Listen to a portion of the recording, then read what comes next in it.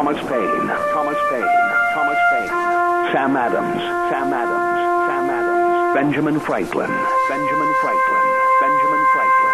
These men spoke up for what they thought was right. From their courage came such documents as the Declaration of Independence and the Constitution of the United States. From their willingness to speak what was sometimes unpopular but right, we enjoy such liberties as freedom of speech, the right to keep and bear arms, and freedom of religion. There are those who still wish to oppress our freedoms, and there are still patriots willing to stand up and defend life, liberty, and the pursuit of happiness. Men like Zeb Bell, who honor our founding fathers and what they stood for. It's now time for Zeb at the Ranch, speaking up and defending your freedoms. Brought to you by Magic Valley Les Schwab Tire Centers and all of the other great advertisers on the program. And now, Zeb Bell. These signs will actually make you think. Here was a notice in a farmer's field. Quote, "The farmer allows walkers to cross the field for free, but the bull charges." And here's my favorite. This was found on a repair shop door. "We can repair anything." And then in little bitty print, "Please knock hard, the bell doesn't work." I love that one. Good morning, everybody. Here comes Kate Smith, and God bless America. Followed by a patriot with our Pledge of Allegiance. Good morning, good morning.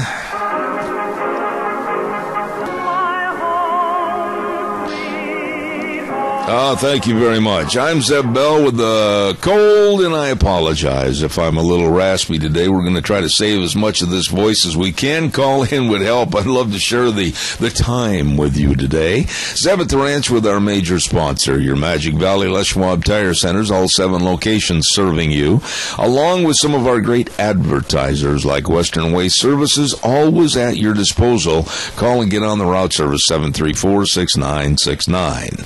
And right now, without further ado, let's get our caller on with the Pledge of Allegiance.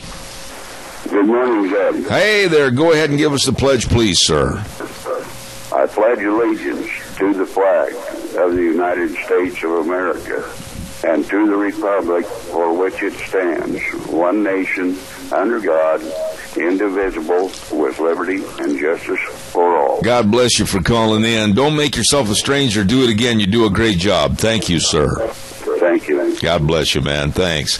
Hey, it's time for the weather, and the weather is brought to you by Cheney Flooring and Home Design, 1228 Oakley Avenue in Burley. Look for the blue door. You don't give yourself permission in your home to carve out a corner of your home that's just for you. If it's the guys, kind of a man cave, or the ladies, something just for you, and you'll feel a lot better to have a place to go in retreat. Oh, I do in my office. Cheney Flooring and Home Design, with all the carpet and flooring, kitchen construction, home decor items, whatever you need to make your house a home. Cheney Flooring and Home Design. Right now, here's Gina with the weather.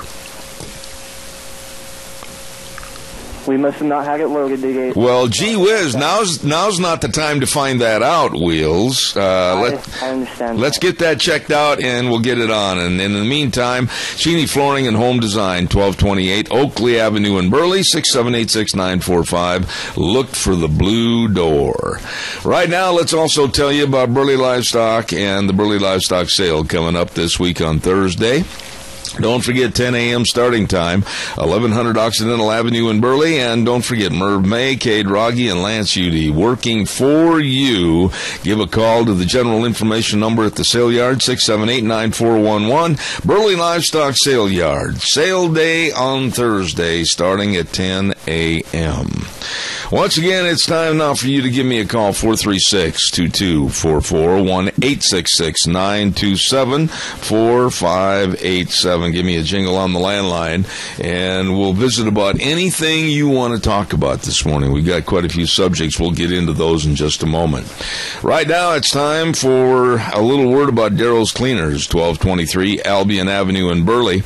And, of course, they can clean anything. You just stop in with all your rumply, crumply companies, and they can and will have the job done for you. They'll come back looking brand spanking new. The best, Kevin and Cindy and everybody at Darrell's Cleaners, 1223 Albion Avenue in Burley. You stop in and see them today. Don't forget to SafeLink Internet. Absolutely the best. 18 years and counting. Idaho's #1 choice for wireless internet. And SafeLink Internet, 677-8000, the number to call.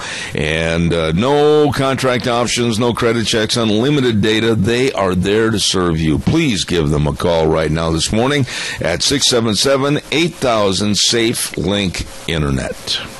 Your calls, 436-2244, 1-866-927-4587. I watched the interview last night with Pastor Abedini and Greta Van Susteren. And my first emotion after watching a couple of minutes of this very emotional interview, and I'm not ashamed to admit this, I developed an extreme hatred for Iran and their uncivilized treatment of Abedini and others. You know, I sat there and I watched. I hope some of you had a chance to see that interview with Pastor Abedini from Boise. The misery, the complete pain in his eyes, you could see it in his eyes from all the beatings. The filth that the prisoners were subjected to, the forced watching of weekly hangings. They were forced to watch the weekly hangings in the courtyard of this prison. It was unbelievable. And you have to absolutely admire all the hostages for keeping their sanity while they were in prison. And I'll guarantee you, it just absolutely drove me to the point where you just wanted to go over there en masse and just storm the prison. Caller, good morning. You're on the air. Well, good morning, Jeff. I saw a little bit of that myself, and also yesterday I was listening to a radio station while I was coming back from the Twin, and they had a little bit of a question. Now, first of all, I want to say that I'm glad that he's back. And then, as you probably know, see, he was in Iran once before this time, before he got captured and held for so many years. And he was only detained for a couple of days. The Iranian government said, you must leave and never come back. Well, he did come back, and then some reason he got this bright idea that he could go back there and everything would be great because he's got family there. You know, he can use that as an excuse, apparently. Well, he went back. He started preaching again Christianity. They arrested him. They put him through a kangaroo court type of trial. They put him in prison. And the question that they asked was, do you think he is a hero? And I had to say, no. I think he was kind of stupid. Well, I'm going to have to argue. I'm going to have to argue with you there. I'm going to have to interrupt and argue with you there. You can call him stupid, but I'm going to call him a man of his convictions. I'm going to call him a man that loved and really wanted to help the people in his area, especially the children that were homeless, and he was trying to build an orphanage. And as you stated, he did have family over there, but not in any way, shape, or form was he stupid. I won't even allow that kind of terminology to be thrown at him when he was over there trying to serve people and help people that the Iranian government never put forth the effort to help at all. Well, no, they're not going to help the Christians because, you know, they're a radical sect of Islam, and that for him to go back again. All right, was it stupid? Let me ask you this. Was it stupid for the Marine, the United States Marine, to go over there and try to see his family? Was it stupid for him?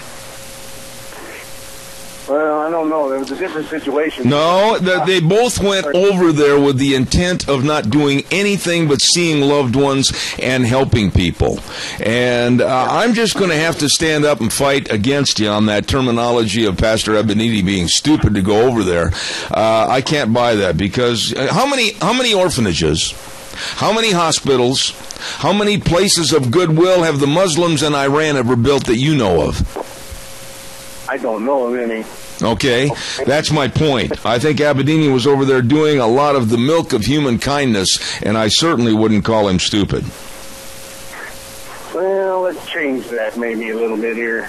Instead of calling him stupid, let's say he made poor judgment into the situation that preceded this last capture and holding. I would do that. I would go along with maybe poor judgment under the circumstances, but definitely not stupid when you're trying to help somebody. If somebody doesn't agree with me over some of the charity work I do, if they call me stupid, believe me, we'll be going nose to nose and toes to toes. Yeah, well, anyway, this was just my opinion this morning, and I wanted to give you and see what you thought of it. I appreciate it. Agree to disagree, I guess. All right. You have a good day, but I think we got to be really careful about terminologies. Thank you very much. I appreciate it. Yeah, he had a high conviction that he failed to realize, I guess, or maybe he knew it all along and he just took the chance that there was a possibility that he could be captured and imprisoned. Well, I admire him for what he tried to do through some of the most vile human beings on the face of the earth. God bless you. Thanks so much for your call. I appreciate it. Thank you. Have a good day. Ramsey Heating and Electric at 2600 Overland Avenue in Burley. The number to call 678-0459. They're open 7:30 in the morning till 5 Monday through Friday. They've got all your furnace filters, and you can buy them in the case at 12 and get discount pricing to keep that furnace smiling in the basement and doing the best job for you. Stop in and see them today. Ramsey Heating and Electric, where they always provide warm winters and cool summers. Really good, folks. What about that last call? Let's use that as a focal point with Pastor Abedini. Was he stupid to go back over there, even though he had all of his family living there? Was it a thought of, poor judgment? Or was it somebody that just wanted to help the orphans in the area and build and start to maintain an orphanage? What are your thoughts on that? Give me a call. Denny's Restaurant, 611 Overland in Burley. My goodness, Thomas hit it out of the park, and the ball's still going, let me tell you. When they started the Denny's Restaurant, America's Diner, at 611 Overland in Burley, fantastic menu. Everybody I talked to is absolutely impressed with the food and the service at Denny's. I mean, a long home run. And don't forget, too, they've got another location at 291 Pole Line in Twin Falls. America's Diner, and it's true. Any time of the day, breakfast, lunch, or dinner, and any time after that or between, you stop in when you're hungry. You'll love the food at Denny's Restaurant. All right, calls are welcome. 436-2244, 1-866-927-4587. You know, you have to sit back and admire, though, these hostages, whether whomever it was, Abedini or the Marine, whomever, for being able to keep their sanity. As Pastor Abedini stated very eloquently last night in that interview, they were in rooms all day and night long with nothing to do, nothing to read, nothing. And occasionally there was another prisoner with him. At one time, Abedini was with that Marine, and then they were by themselves. But for the years in captivity, to sit there 24/7, 365, with nothing to do except pray and pray some more, and possibly play some mind games, anything to keep your senses at an alert level of not going into the realm of insanity. It's unbelievable. And in his case, the man said, Abedini said, that he just prayed and prayed harder all the time. He didn't look well in the interview. He looked very, very frail, and with the severe beatings, had some stomach and intestinal problems from the beatings, and I certainly hope that medically the man will be okay. We hope. And we wish the very best to him and his family. Pastor Abedini. Your thoughts. Come on, give me a call. 436-2244, 1-866-927-4587. Don't let me hang. I need to have you on the air because it helps me sit back and listen instead of having to use my voice. Burley Physical Therapy and Rehabilitation. Now, somebody called me yesterday. Who was that? Late in the afternoon. They said, give us an update as to how you're doing at Burley Physical Therapy and Rehabilitation. I'm going to be very honest with you. The caller, I'll be right there. I am so impressed with Nick Greenwell and all of the physical therapists there. I wish I would have started there a long time ago. Absolutely. They know their business. They know all the exercises. They know all the sports medicine. They've got the hydrotherapy pool with the treadmill in the bottom. They know and can help you get back to being you. Wonderful people. 678-1191. Burley Physical Therapy and Rehabilitation. They are the best. Caller, thank you for your call. Go ahead, please. Good morning, Zeb. They have zero tolerance towards Christians here.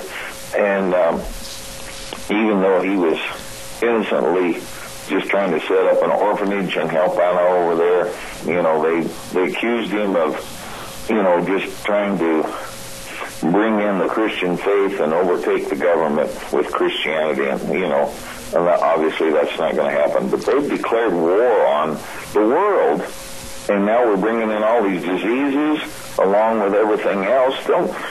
And, just last week they had this interfaith religious service. You can't combine Christianity and Islam. No. It's a theocracy. That's right. It's not just a religion, folks, and so we can't we marry these two. It's like oil and water. They won't mix, and they won't assimilate. It's not happening. They're not assimilating here in Twin Falls area. Let me just say this, Adrian. Adrian, let me interrupt you. Let me interrupt you for a minute. Adrian, when these people are trying to create an interfaith sit-down and kind of a lovey-lovey, pass the s'mores and let's all sing Kumbaya, they are fools. Because Christianity and the Islamic Muslim faith are completely at odds with each other, and there is no similarities whatsoever. And I get really incensed. They don't believe in Christ. That's exactly right. In God the Father, Son, and Holy Ghost. And even their Islam, their prayer, their 5 times a day prayer, denies Christ and Heavenly Father. I mean, what more do you need? But actions speak louder than words. They cut off your head if they give them the chance, and they're going to overpopulate us and do what's happening in Europe. And those people Europe's now feeling the full effects of this with the gang rapes and everything else going on over there. I tell you what is going to happen in this country, and next week, I'm not going to get into the subject matter right now, but next week, if I can, I'm going to get into, or within the next couple of weeks, we're going to be talking about a major employer in this area trying to increase the population of one segment of society. And I'm going to let it go at that this morning, and I think you being very aware, you know what I'm talking about, and we're going to talk about this more in the future. I've got a friend that was released. He was let go at that business, and he's bringing in Muslims that he can get cheaper labor, bring in his ideology, the Islam ideology into this area. And some of these, I understand, are coming from out of the area, not just the refugee program. Yeah. So, I mean, we're getting infiltrated in this area by more than just the refugees coming in here. So, folks, we better wake up.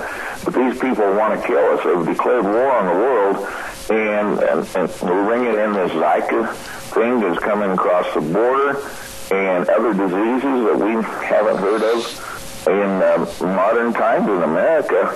And they're like a bunch of cockroaches. I hate to say it. And not all Muslims are bad, but when push comes to shove, they're going to follow their radical leaders, and they're not going to support them in the long run. Thank you for your call, Adrian. I appreciate it. Thank you very, very much. Appreciate it. All right, calls welcome. 436. Call the governor and get this thing stopped. 436-2244, 1-866-927-4587. I'm going to tell you a story in just a few minutes that you're not going to believe. I mean, it borders on insanity to even think this could happen. Well, we're going to talk about it in just a minute. Don't forget Barry Equipment and Rental. And they have 3 locations to serve you. Addison Avenue West in Twin Falls, South Lincoln and Jerome, and 159 West Highway 30 in Burley. And all the equipment you need to get the job done right now. I've been telling you about all the Bobcat equipment. I've been telling you about all the Coyote tractors. Well, what they're doing at Barry is they're cycling out a bunch of their rental fleet and putting them on sale at prices and financing options that are absolutely fantastic. So you check it out today at Barry Equipment and Rental. As I said, 3 locations: Twin Falls on Addison Avenue West, South Lincoln and Jerome, and 159 West Highway 30 in Burley. Barry Equipment and Rental. Really, really good folks. Calls are welcome. 436-2244, 1-866-927-4587. Wheels, jump on your microphone. Do you have the weather ready to go? Yes, sir. All right. The weather brought to you by Cheney Flooring and Home Design. Let's get an update. Here's Gina. Here's your weather forecast as we move our way through the work week. And for the next couple of days, we're going to see some sunshine. But as we move to the weekend, that's going to change. Partly cloudy skies for today. High of 40. Tonight, low of 24. Tomorrow, that's going to continue with a high of 39. Overnight, low of 25. Mostly sunny for Thursday. High of 44 with an overnight low of 35. Now Friday, wouldn't you know it, as we get ready for the weekend, rain showers are moving in, and the winds are going to be picking up. High of 45 with an overnight low of 34, and then possible snow showers on Saturday morning with a high of 36. Yesterday's high was 38, and the overnight low was 28. That's your weather for Zeb at the Ranch. Gina, thank you very much. And, of course, we appreciate it. Earlier we should have had that, and it was brought to you by our friends at Cheney Flooring and Design. Thank you very much. Don't forget Mount Harrison Audiology, and, boy, I can tell you right now that they can help almost everyone with their hearing problems. And if you're not hearing everything, or you're going, that sounds a little faint, or you're turning that TV up so loud the neighbors 4 houses down can hear it, you better call 312-0957, and they're located right across from the Minidoka Hospital emergency room, and the number to call, 312-0957. Make appointment for a hearing screening. Probably one of the best things you've ever done. It's not going to hurt, for heaven's sakes. It's kind of halfway fun. Mount Harrison Audiology and Hearing Aids. You call them today. All right, calls are welcome and appreciated. 436-2244, 1-866-927-4587. This is so off the wall, I can't even believe it. When I heard this story, I kind of scoffed at it and said, that can't be true. But it is. Panhandlers are being told that, hey, don't do this anymore. You can't do this. Get out of here. You're bothering the public. And what the panhandlers did in Chicago, you're not going to believe this, they're suing the local sheriff's department in civil court, saying that deputies unfairly booted them from their so-called place of work in the city's popular square in Chicago, and causing them, the panhandlers, to lose all kinds of big bucks in expected wages. You can't make this stuff up. This is nuts. You know, beggars and panhandlers all across America, and some of these guys, and I know this is true, like down in Las Vegas, they have their own certain corners and everything on Paradise or on Las Vegas Boulevard or whatever the case might be. Hey, man, that's there every day to go out and dun the public for money. Some of these guys, and it's been proven in special reports with newscasts and everything, they'll walk like 6 or 7 blocks to get to their corner, and then they'll walk back and get in a brand new car, change their clothes, and drive away to go home at night, and then come back and be a panhandler and a beggar the next morning.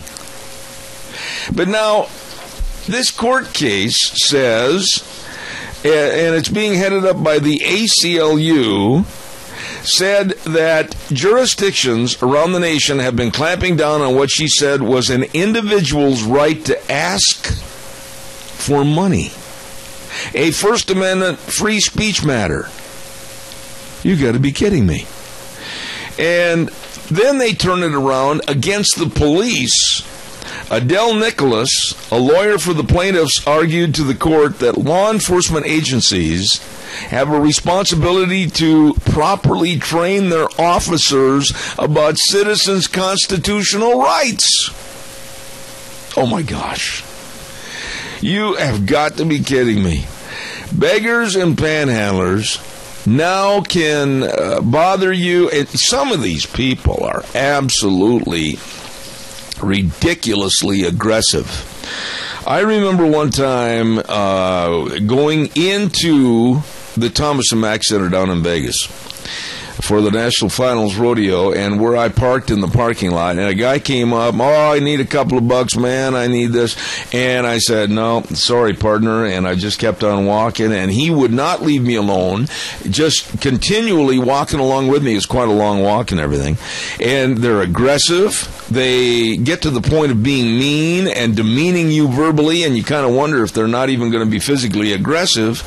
And now, this is unreal. Folks, you got to call me and let me know your thoughts. Now, a couple of these guys back in Chicago are suing the local sheriff's department in civil court, saying the deputies unfairly booted them from their so-called place of work.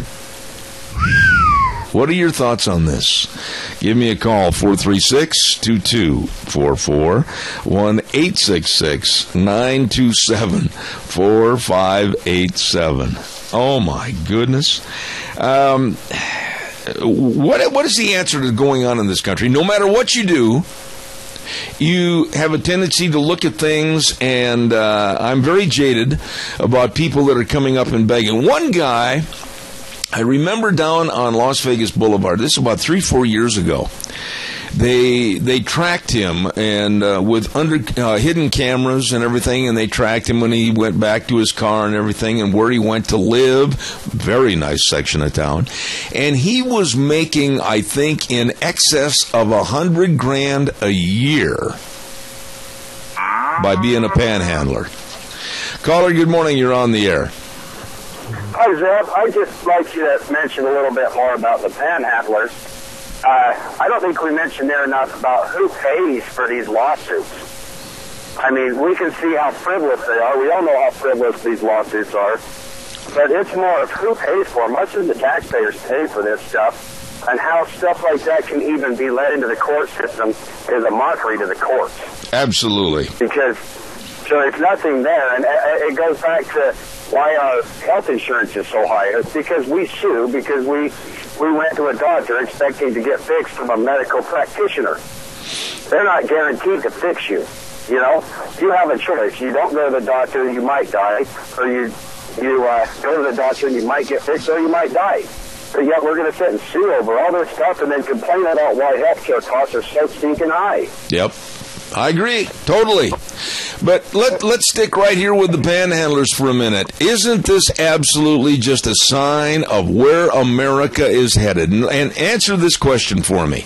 Yesterday, if you were listening, we talked about that Minnesota girls basketball team that was so good that nobody wanted them in the league, and they got thrown out of the league like a bunch of crybabies. The other team said they were too good. Wow, we can't beat them. So the sake of competition, hang on just a second. So the sake of competition and being good and being excellent at what you do in this country is being diminished. And now, panhandlers begging for money can sue and retain their right to stand on a street corner and bother people. This whole world, this United States, is absolutely going insane. Yes, it's just like I told my kids the other day. I said, there's no handout. As soon as you get out of high school, your handouts stop. People take you for who you are, how you talk, and everything else. And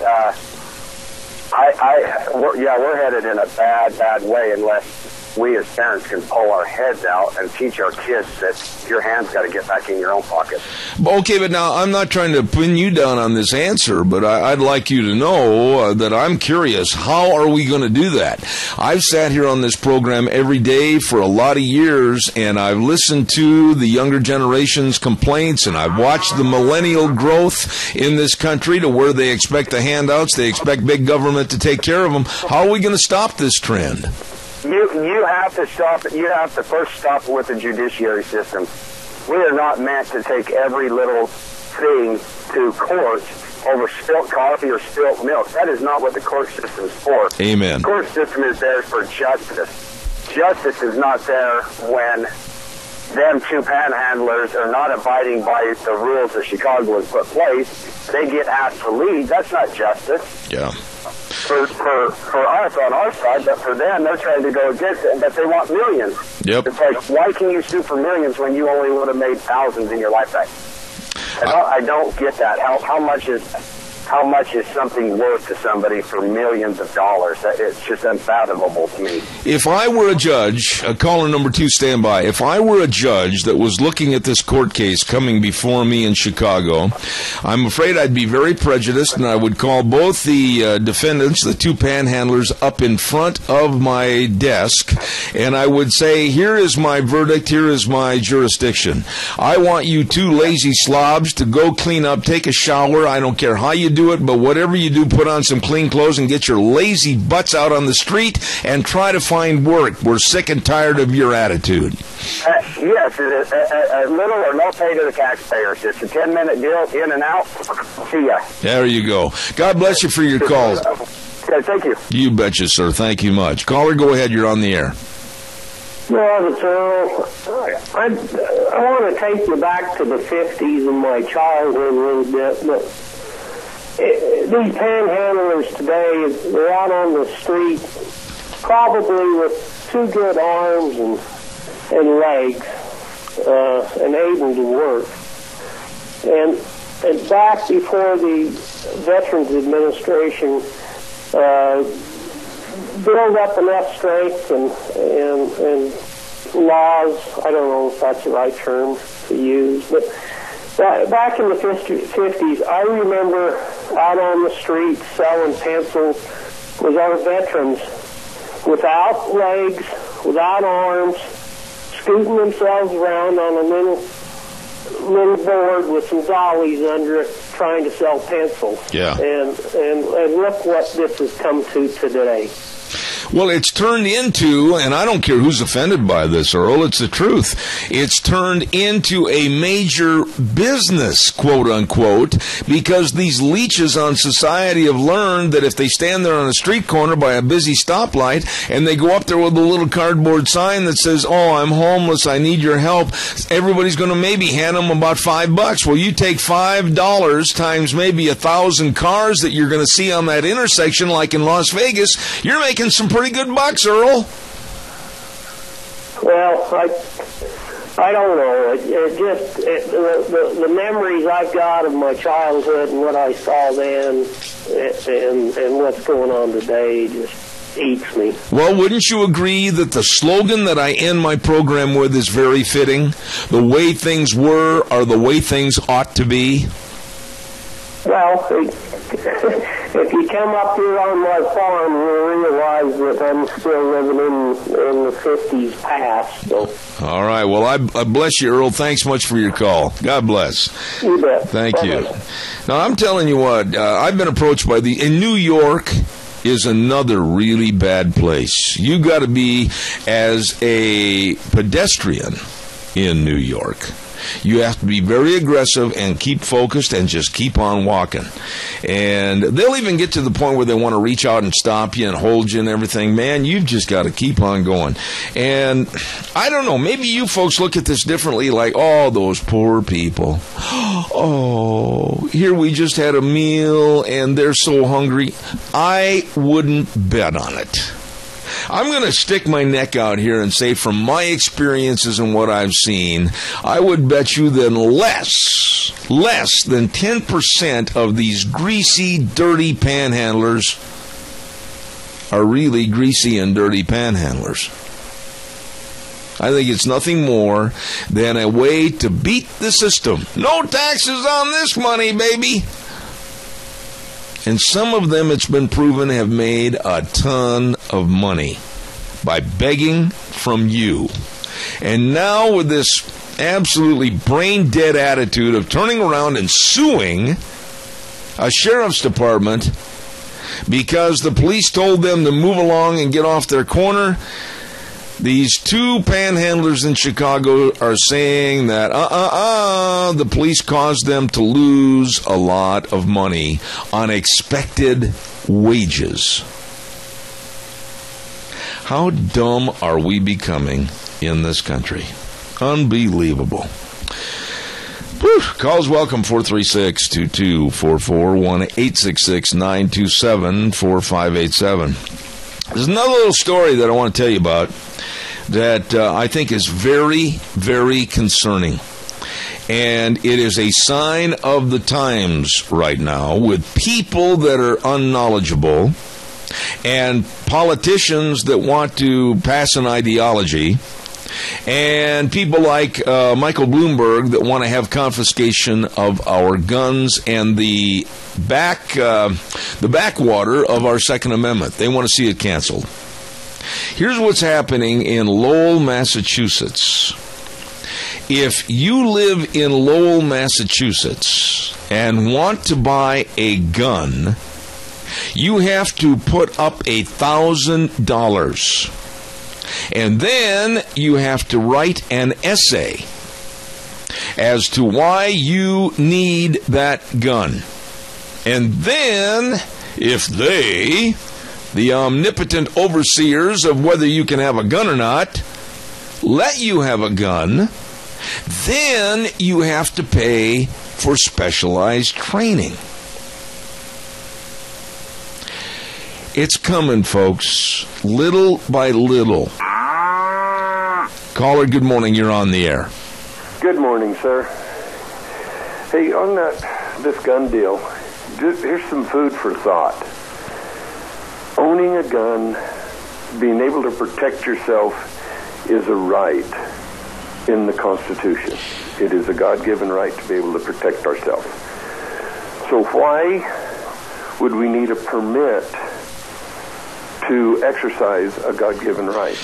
But, Doug, now, I'm not trying to parse words with you because you and I are absolutely on the same page. But you know as well as I do that the liberals, when they look at the Second Amendment, they do not read it the way that you and I read it. They look at it and it says, a well-regulated militia being necessary to the security of a free state, the right of the people to keep and bear arms shall not be infringed. A lot of the so-called educated elite are saying that whole reference of the Second Amendment is for the militia only. And that's where they draw a defining of that, how it's worded in the Second Amendment. Well, then they need to get his dictionary out and finish reading the Second Amendment and find out the meaning of each and every word in the Second Amendment. Then they can draw their conclusion. Oh, yeah, but wait a minute. They're just educated idiots. Okay.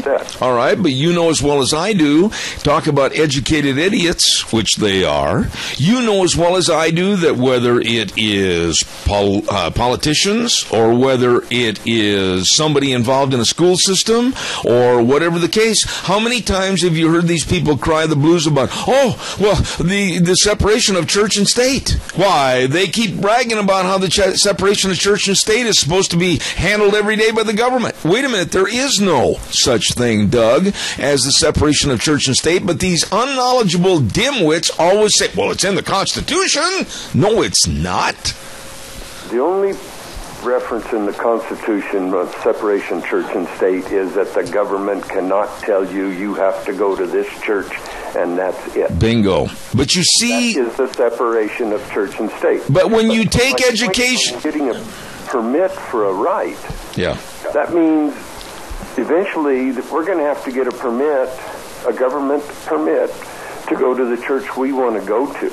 It could happen. Same thing there. Yeah. Doug, what's happening in this country right now is that there's the assumption and I think you'll buy with me. The word assumption of these words being part of our Constitution. And people that do not study this in school anymore, students that really don't know, they buy into the assumption. Wouldn't you agree with that?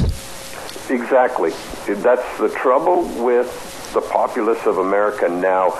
We take for word value of what someone says rather than researching it ourselves and coming to our own conclusion. Absolutely. And when you're told, I agree with everything you said. I was playing devil's advocate with you a little bit, but when you look at this thing about you're told that you have to write an essay as to why you need a gun, you don't have to tell one damn person why you want a gun. That is nobody else's right to sit there like a judge, jury, and executioner and say, well, no, Herman wants this gun because he's had a couple of break-ins, and somebody might come back and he might kill him, so he's going to not get a gun. He's going to have to live with the break-ins. This is asinine.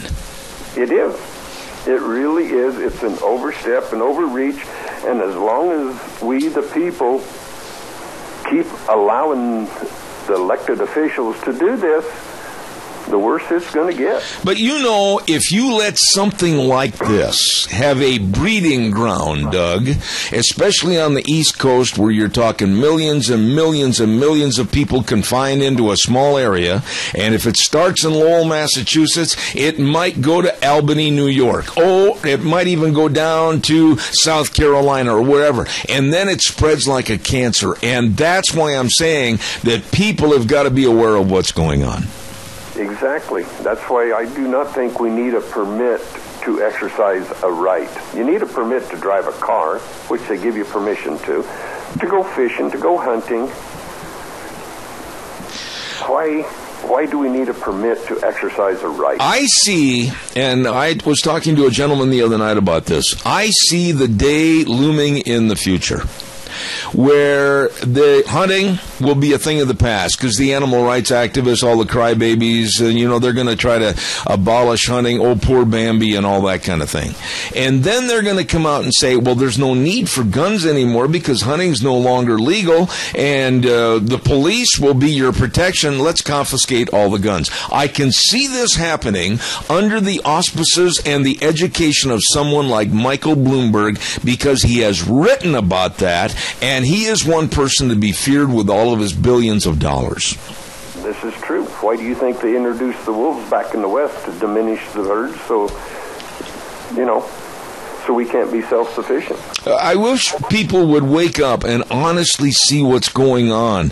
I don't care. I'll go back again. I want to use this analogy too about the lack of courage, the lack of competitive nature, the lack of wanting to excel. And look at that girls' basketball team in Minnesota. Those girls put together a nucleus of a team where they went out and they were winning and they were playing the best of basketball. They were really excelling at what they love to do. But all the wah-wahs and the crybabies came along and said, well, they're too good, we can't beat them, we can't play with them, so they've got to stop and they've got to desist. This is insane, Doug. It is. What would have happened if David would have said, well, he's too big, I can't beat him, I'm not even going to try? Oh, boy. He went up against Goliath. Look out for the Philistines. That's it right there. Go do your best. You might, if you really practice hard, you might beat them. There you go. Hey, Doug, I got to get a weather forecast in here. I'd love to visit some more, but, I got to pay the bills. Pay the bills, buddy. All right, God bless. Thank you. Weather forecast brought to you this hour by Mad River Laser, 502 East Street in Rupert. And believe me, Nicole and her staff, they do some wonderful things over there. All your business promotional items. I don't care if you need the wooden business cards. It might sound menial to you, but I love those wooden business cards. And they've got all the jackets and the headwear and everything you need to promote your business, along with all the calendars and the writing instruments, everything. It is a very unique store at Mad River Laser on the square in Rupert. And now here's Gina with the weather. Here's your weather forecast as we move our way through the work week, and for the next couple of days we're going to see some sunshine, but as we move to the weekend, that's going to change.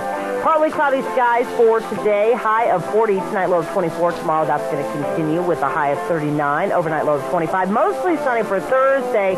high of 44 with an overnight low of 35. Now Friday, wouldn't you know it, as we get ready for the weekend, rain showers are moving in, and the winds are going to be picking up, high of 45 with an overnight low of 34, and then possible snow showers on Saturday morning with a high of 36. Yesterday's high was 38, and the overnight low was 28. That's your weather for Zebit Durant. Thank you, Gina. And the weather brought to you by Mad River Laser, 502 East Street in Rupert. Thank you very much. You know, I want to go back just a minute. Pardon me for kind of backtracking a little bit. But last night, I understand that Minnesota girls basketball team that I've been talking about and hammering about the last couple of days, they went to a special meeting last night with league officials. And basically the coach got up and said, wait a minute, we didn't do anything illegal.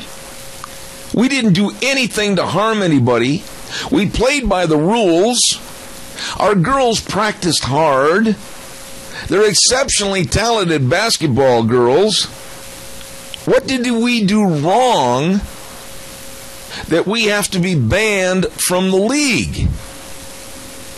And the stupid answer that they're getting back, and they were trying to reapply for a huge tournament that's going on in Minnesota this weekend. And the stupid answer they're getting back is, well, you're too good. And the other teams know they can't beat you. And it's just, well, we can't beat them. We can't play that good. Oh, they got to be out of the league. That's not fair. Think about it, ladies and gentlemen. That's not America. Ever since I was a little boy, you were really coerced and forced into thinking about, hey, do your best with the assets that God gave you and try to excel in everything you do. And if you really put forth an effort, you can succeed if you try. What happened to that? And now these girls are being punished like they did something wrong or they did something illegal. They're being banished from a league because they're too good? To the rest of those crybabies that absolutely surround themselves with mediocrity, shame on you. You will be mediocre all your life. You will be a loser all your life. And you certainly don't deserve anything given to you as far as any awards for anything you do, because you are nothing. Because you didn't put forth the effort to be your best. Calls are welcome, 436-2244, 1-866-927-4587. I want to talk a little bit about the Magic Valley Les Schwab Tire Centers. And I mean this. This is a testimonial from me this morning. Caller, I'll be right there. They absolutely put forth the effort to really serve you. And when you leave, you're going to have a big smile on your face that you were served and treated by the best. Any one of the 7 locations serving you with the best in traction tires, performance tires, the best in brake service, and the best in front-end alignment, shocks and struts, batteries, you name it. You can rest assured that when you stop into your Magic Valley Les Schwab Tire Centers, they are what I said they are, the best. You stop in and see Lane and Rupert, Dave on Blue Lakes and Twin, Mike and Buell, Mike and Jerome, the Twist family in Paul, John on Pole Line in Twin Falls, and Randy on Overland in Burley. Your Magic Valley Les Schwab Tire Centers. Caller, good morning. You're on the air.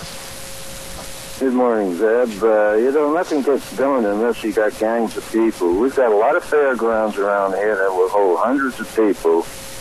Why can't we get things organized where we can have a couple of hundred people several times a month to start making enough noise to make a difference with these politicians? That's not a bad thought, Tony, about starting to have some really good American value rallies. I like that idea. And I'm going to write that down and pursue that a little bit, because I think we need to start being rebel rousers for what is right, what is the truth, and what is our Constitution. Otherwise, we're going to get walked over really bad. Well, we already are. There's gun control stuff, and we got to put people like Bloomberg down. Used to be a Democrat, went to Republican, now an independent. this guy's a wild card that needs to be dealt with. Oh, I agree. And besides that, the money behind that man is limitless. And boy, I fear him. I really fear him. And Tony, God bless you for your thoughts. And I'm going to call you about that not today after the program because I got to go to a meeting, but I will call you. Thank you much. Okay, then. All right, buddy. Thank you. I like that idea. We ought to start having these rallies to let people know what the truth really is. I mean, come on. These kids in school don't know the Constitution. Real quick, caller. I've only got a minute left. Fast. Go. Oh, I just wanted to say, put me down for that meeting when you have the rally. I know who this is, and God bless you, man. You'll be the first one I invite, I promise. Thank you. All right. Bye. Take care. Colonel Dale, my friend. God bless him. I appreciate him. Hey, you've been listening to Zeb at the Ranch. Make sure you're hearing everything. Contact Mount Harrison Audiology for a hearing screening. Call 312-0957. Caller, I got 20 seconds. Real fast. Go.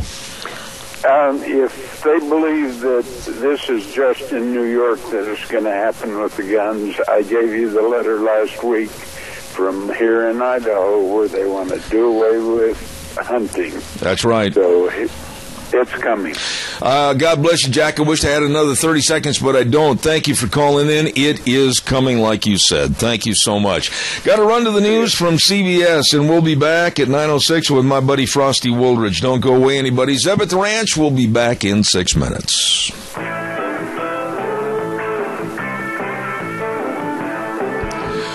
Oh, welcome back.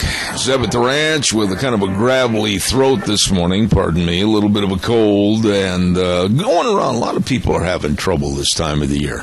Anyway, our major sponsor, your Magic Valley Les Schwab Tire Centers, all 7 locations serving you with the best of tires. You stop in and see them today. And along with some of our great advertisers like Western Waste Services. From the canyons of the Snake River,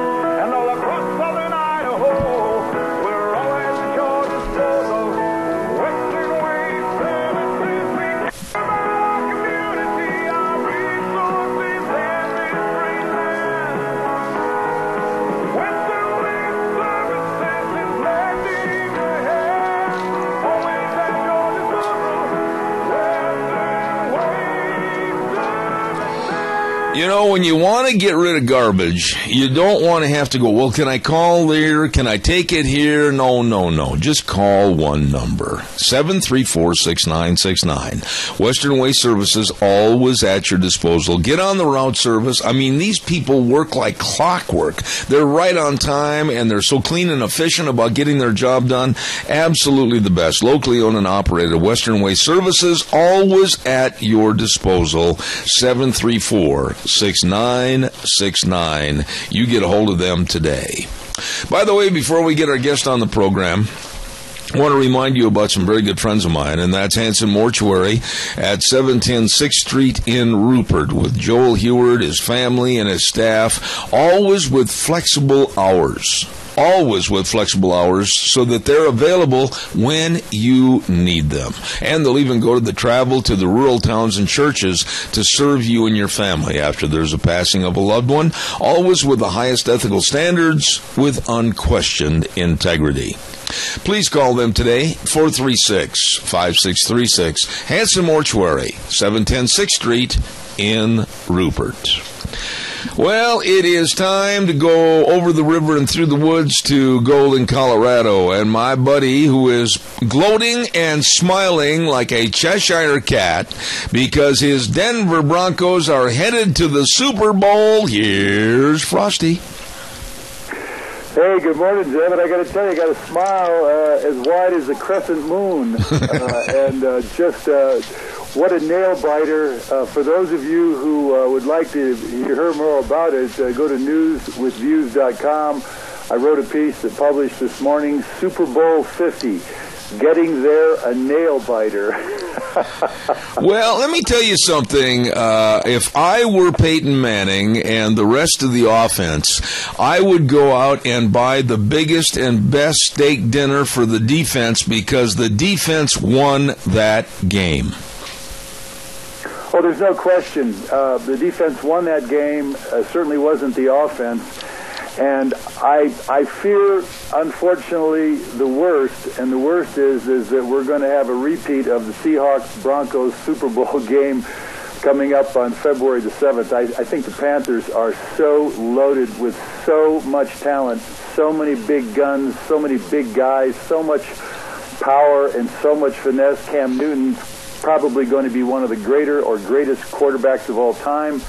And that I suspect it's going to be a 30-point spread with the Panthers beating the Broncos really badly. But anyway, I'm very proud of Peyton Manning and also Tom Brady. Both those men, class acts. Yep. And Brady came over, gave a big hug to Manning, and they had, just positive words and tremendous respect. And I think those two men show that this is what sport's all about. You win, you lose, you show your dignity, you show your respect. And I think that was the highest caliber aspect of sports, and it certainly overshadows all of the bad boys who get drunken driving and drugs and violence and jail time and all those other things that you see that permeate the pro sport. So really, really proud of Denver, really, really proud of Peyton Manning and Tom Brady and all those men out there that just gave their all. That was a nail-biter. Well, I want to say this morning, and we've kind of touched on the subject matter that I want to start things off with this morning.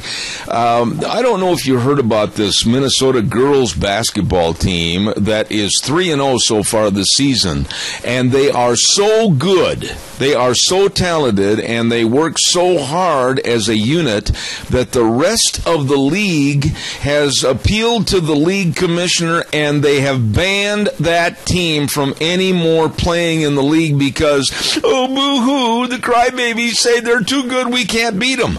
That is the state of what's wrong in America today, Frosty. We've lost our competitive edge, and we've turned into crybabies that want everything handed to us like a participation trophy. Well, that's exactly what's happened, is that everybody has to feel good and feel worthy and feel equal. And in the real world, that simply doesn't pan out. And I can say this, as an athlete all my life, I have been literally training all my life. I've kept incredibly in physical fitness all my life. I have competed in 81 different triathlons. I've got a triathlete body. I have used it. I have been a ski racer. I've certainly been a bicycle, mountain bike racer, and all that. And guess what? As top an athlete as I have enjoyed, and in the competitions that I've enjoyed all my life, I have never won a single athletic contest. I've come in third. I've come in second in my age group. I simply have raced all those races. I have been beaten on the racquetball court. I have been beaten on the tennis court. And in all the different tournaments that I've ever gone into, I've never come in first. And so, in the end, for me, I do the best I can. I train the hardest I can train. I practice and practice and practice. But I'm not one to sit here and get a participation trophy, and I don't want anybody to sit there and cry because I lost. In the game of life, you do your best, and you win, you lose, you draw, you come in first or 50th or 100th. In fact, at one time I did the Denver Marathon, and I'll never forget that day. It was on my 50th birthday, and I started out at 35 degrees and gray skies. And then I'm running at 6,000 feet, of course.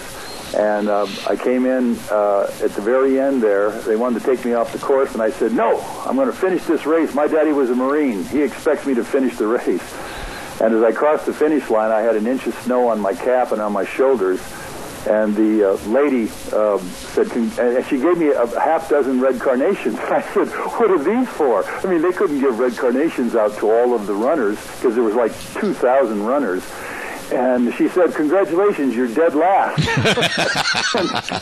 so anyway, whatever's happening to America, in the end, we need to celebrate excellence. We need to celebrate the first place.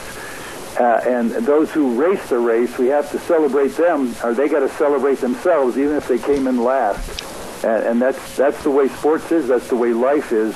And everyone, I would encourage, always do your best and celebrate yourself. If you come in first, third, 50th, 100th, or last, the key is you played the game. And to me, that's the key. Yeah, but you play the game of life, and you're a winner no matter what. Absolutely. But in the case of these girls, like I said, it's very indicative of what's going on in this country with the philosophy of how we should be in the world from the Obama administration. The girls turned around, and when they were banned from the league, they said, wait a minute. You want us to play at a lesser level, and you want us to lose to make the other people happy? And all the girls said, fine, then banish us from the league because we're not going to be mediocre or even less. And that's what Obama's trying to tell the United States of America. Oh, we're not the world leader. Oh, no, we're not this and that. Why, we're just a member of the herd. We're no better than anybody else. And that's the philosophy that is killing America. Well, and that's the philosophy that he espoused 7.5 years ago, hope and change. And he has bowed to Muslim clerics and kings of Saudi Arabia.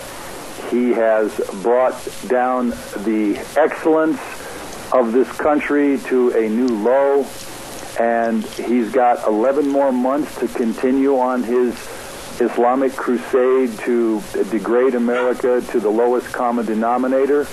And that's exactly what's happening. He promised that he would do that. He is doing that.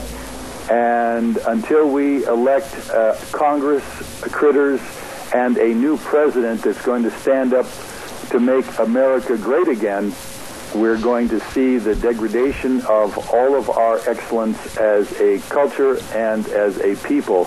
And it's coming faster than anyone understands. As a matter of fact, a Saudi prince or some multi-billionaire just bought up, I think, 1,000 acres of land in Wyoming, where he's going to create a Western Mecca.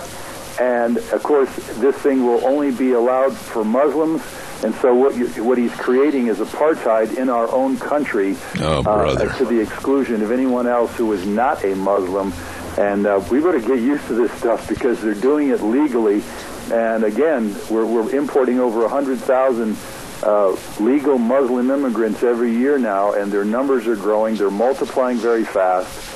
And we're going to see some of the same things. And if you go onto my website, Frosty Wooldridge Facebook page, I'm really featuring a lot of what's happening to Germany and the riots that are happening in the UK and the fact that the Muslims are demanding everything and anything and all of it their way.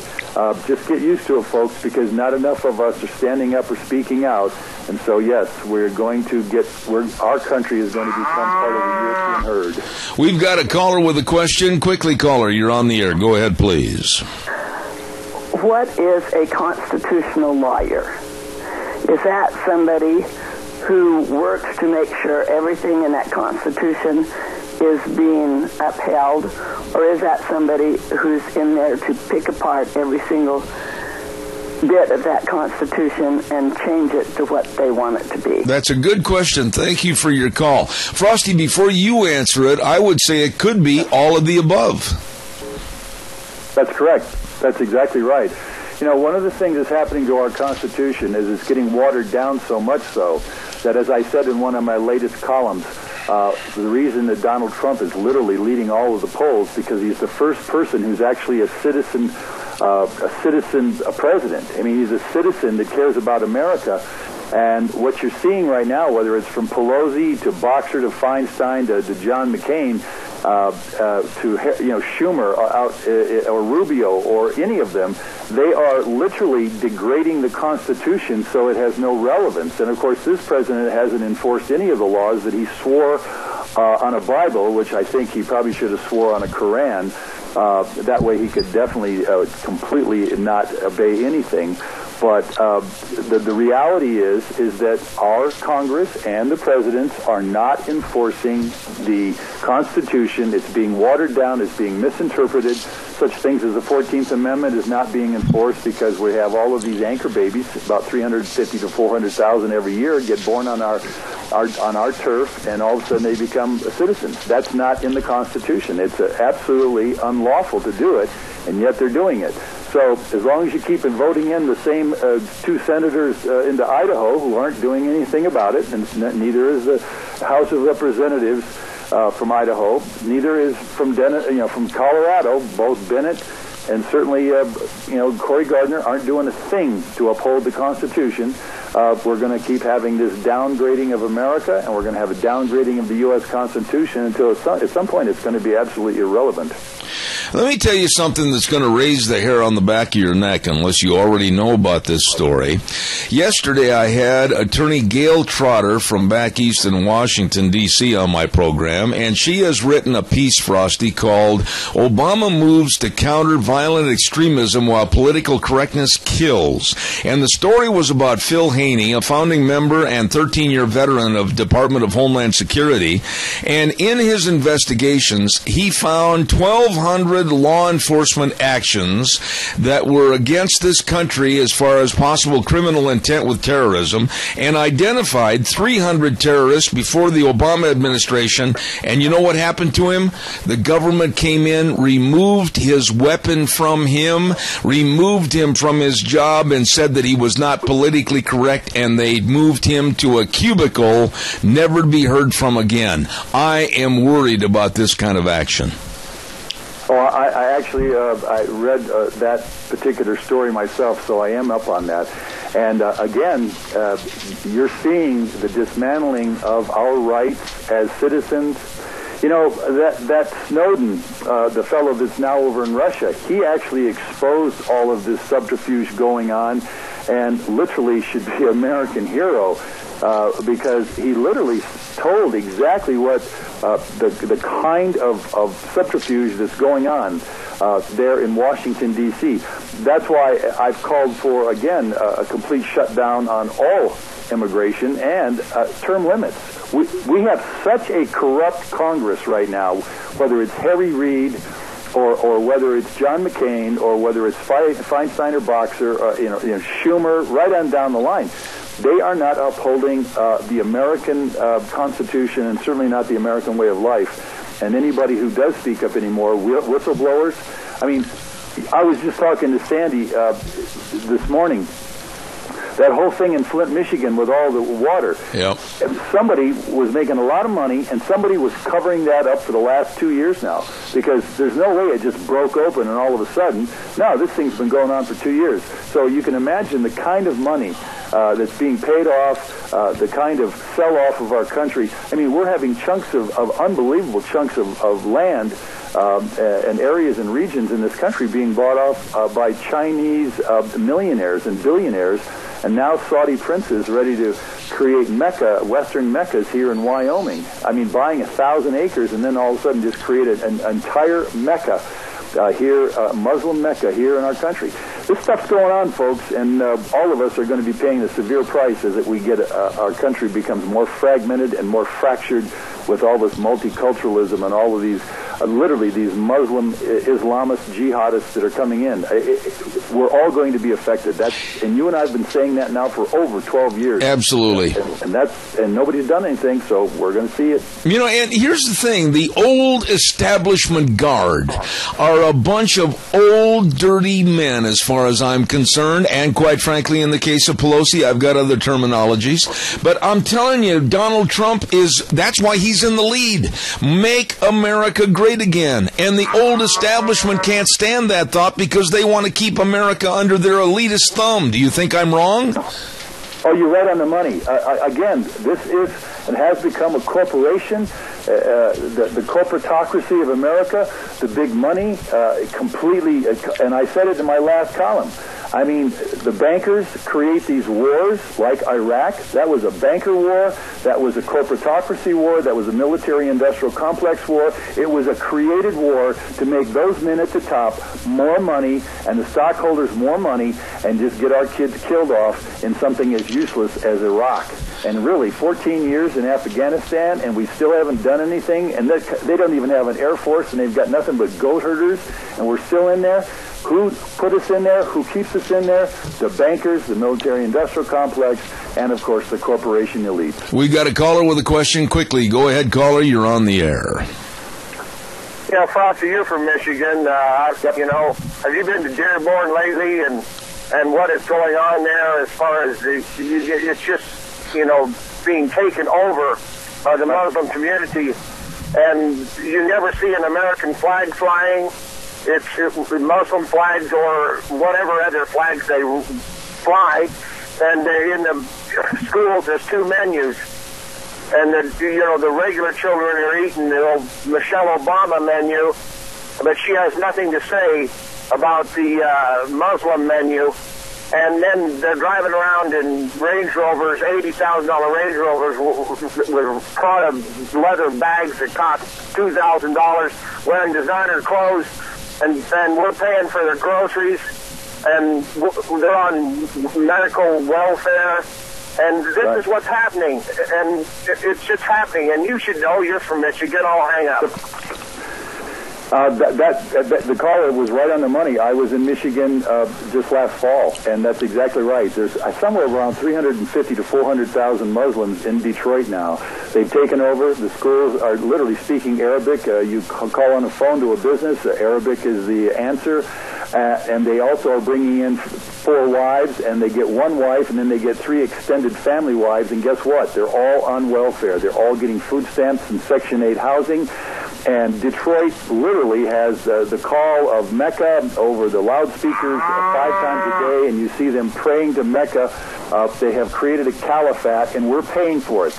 Literally, virtually 91% of them are on welfare. You can look that up at the Center for Immigration Studies.org. We have another call quickly. I've only got 2 minutes left. Caller, you're on the air. Yes, good morning, Zeb and Frosty. Do you feel that these people, foreigners that are pouring in here, can take over our states and form their individual governments and our own property? That's a good question. Frosty, answer that over the air. What are your thoughts on that? Yeah, well, they can actually create their own little fiefdoms, if you will. In other words, it's private property. And there are now, right now, dedicated between 22 certified jihadist training camps in this country, all the way from Pennsylvania through Michigan, all the way to Oregon. And that is a fact. I mean, you can't get away from that. And they get away with it because they're buying up private property with oil money, and they are literally seeding themselves into our country. They have training, jihadist training grounds and everything. I mean, all hell is going to break loose at some point when they feel they've got enough numbers that they can do so much disruption. We're going to see more and more San Bernardinos, where we're going to see them on a larger scale. And 5 years from now, I guarantee you, what I have just said right now, you will have experienced in the news, and some of us are going to be killed over it. That's a fact. San Bernardino is just the beginning. Frosty, later on today, give me a call on my cell phone. I need to visit with you off the air, and I want to say thank you very much for calling in this morning. Excellent conversation. My dear friend in Golden, Colorado, Frosty Woolridge. Take care, my dear buddy, and I'll talk to you later. God bless, and I'll call you today. All right, buddy, thanks. Ladies and gentlemen, Frosty Woolridge. I always look forward to Tuesdays. By the way, don't forget, to our friends at Let's Ride. Oh, my. 270 Highway 24 between Rupert and Burley. Yep, Rupert and the World. They serve everybody where the fun is sold. Don't forget, they've got all the four-wheelers. I mean, all the four-wheelers. They've got all the accessories. They have motorcycles and motorcycle accessories, snowmobile clothing, snowmobiles, and a great, great service department, too. It's all there. Yes, where the fun is sold. Let's Ride. 270 Highway 24 between Rupert and the World. You stop over and see those good folks today. By the way, if you're over there, probably wouldn't hurt to call ahead and make an appointment to check on your insurance program with Cameron and Siemens Insurance, Highway 24 in Rupert. Life insurance, health insurance, retirement planning, employee benefits, they've got it all, and they've been there and done that. I mean, they are accessible and devoted and have the knowledge to serve you. All you have to do is give them a call for an appointment, 436-4424. Cameron and Siemens Insurance, Highway 24 in Rupert. You give them a call today. Let's see. Later on this morning, we're going to have Dr. History at 10:06, and then I want to remind you that at 10:32 this morning, we're going to have Wayne Hewitt on the program, and he's going to tell us his opinions because he knows the Hammond family up in Burns, Oregon very well. He's going to give us his personal insight as to what really is going on up in Burns, Oregon.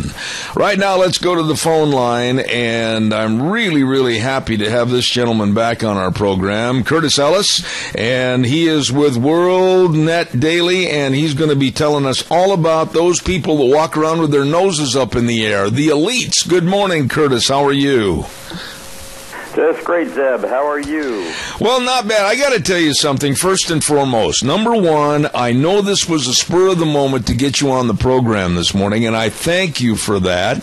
And number two, I read your report about a globalist elite versus the people, and it is excellent. Thank you. Tell us about what you think about the elite taking kind of a dim-eye view over the rest of us. Yeah. Well, you see, if you watch too much CNN or most of the other mainstream media, what you're going to think is that, well, the principal division, our country is divided between Democrats and Republicans. It's divided between liberals and conservatives, the left and the right. Well, not really. That's not true. What's really going on is we have a globalist elite versus the American people. That's the big division in this country. We have these elitists, same crowd, they think the same way, in control of both political parties, of Wall Street, of the major corporations, of the corporate media, right, that tell us all what to think.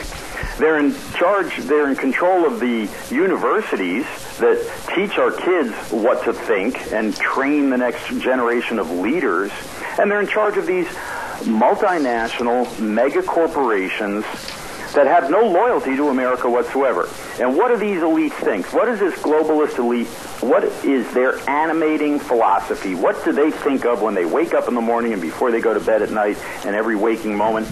They believe in one world, in a free flow of people, goods, and money and investment anywhere on earth across borders as if there were no borders. They think that America is passé. They think that only suckers believe in patriotism. They believe that they have more in common with the rulers of other countries than they do with the people of this country. It's a globalist elite that shares this conviction that we're going to have a global economy rather than an American country. Now, let me jump in here, Curtis, and ask you a couple of questions. This piece is an excellent piece, the way you wrote this, and you had one thing in there that says, they pledge allegiance to global economy and the free movement of people, goods, and money in a world without borders. You know, you can see that with the Obama administration. You can see that and hear that from other people that are in control of the world's finances. And why? Why are they so opposed to borders and countries? Because not everybody is the same, not everybody has the same living condition, and not everybody can produce the same amount of goods and services for sale. Why are they so espoused to that theory? Well, that's a really good question, Zeb. I'm not a mind reader. It's not one of my strengths. But I just have to look at the facts and look at the record. You've got this fella who testified before Congress about 50 years ago. In 1967, the Joint Economic Committee of Congress held a hearing on the future of U.S. trade policy. And two fellows appeared before that committee. By the way, Donald Rumsfeld was a congressman at the time, and he was sitting on that committee. And so George Ball, who had served as Undersecretary of State and then went back to work on Wall Street, he testified before this committee along with David Rockefeller. And I'm not making this up. It's all there in the congressional record. And he said the multinational corporation is the most incredible invention in the history of the human race. It's in history. This is the highest development of human wonderfulness. The multinational corporation. It can take labor and parts and resources from anywhere on Earth and combine them and produce all these wonderful goodies that we consume and use every day and raise our standard of living. These corporations must be allowed to operate as they choose without being constrained by the narrow interests of countries, of sovereign nations. And he said, our policy, U.S. government policy, must be to erode national sovereignty so that these corporations can act as they wish, do as they wish, anywhere on Earth. And what he prescribed to do that was the so-called free trade deals, like NAFTA, and he called for the unification of Mexico, Canada, and the United States, and also fast track, that Congress, the fast track trade authority, where Congress surrenders its constitutional authority to regulate trade with foreign countries. He said this should be delegated to the president, let the president do what he wishes, but most importantly, we must see the erosion of national sovereignty. This is an ancient dream that all the world will be united under one ruling elite, if you will, one set of laws, one set of rules. The trouble is we have this little thing called the U.S. Constitution, which calls for the creation of a country, that we are self-governing and that the people are sovereign, not that the mega global corporations are sovereign. You know, it's hard to imagine, Curtis, but after reading your piece, I really sat down and I thought about this. We're seeing the downfall of cultures. We're seeing the downfall of American culture. It used to be the melting pot where people came into this country, and the melting pot was that they would assimilate into our culture. Now we're being told that we can't do that. They can start their little culture over here. They can start their little culture over there. They can have their beliefs, etc. And we're seeing the erosion and the fragmentation of what America really stands for, and your piece is right on as far as I'm concerned. The way they're going to accomplish... Yeah, thank you so much. I really appreciate the kind words. I find the closer I look at it, what's truly frightening is not just the plan, but how they implement the plan. And this plan for a borderless world where nations mean nothing, where distinct national cultures mean nothing, where having an American culture linked to an American nation is erased from the face of the earth. Part of it is through this doctrine of multiculturalism. It is through multiculturalism that people are philosophically, the American people are philosophically and psychologically disarmed.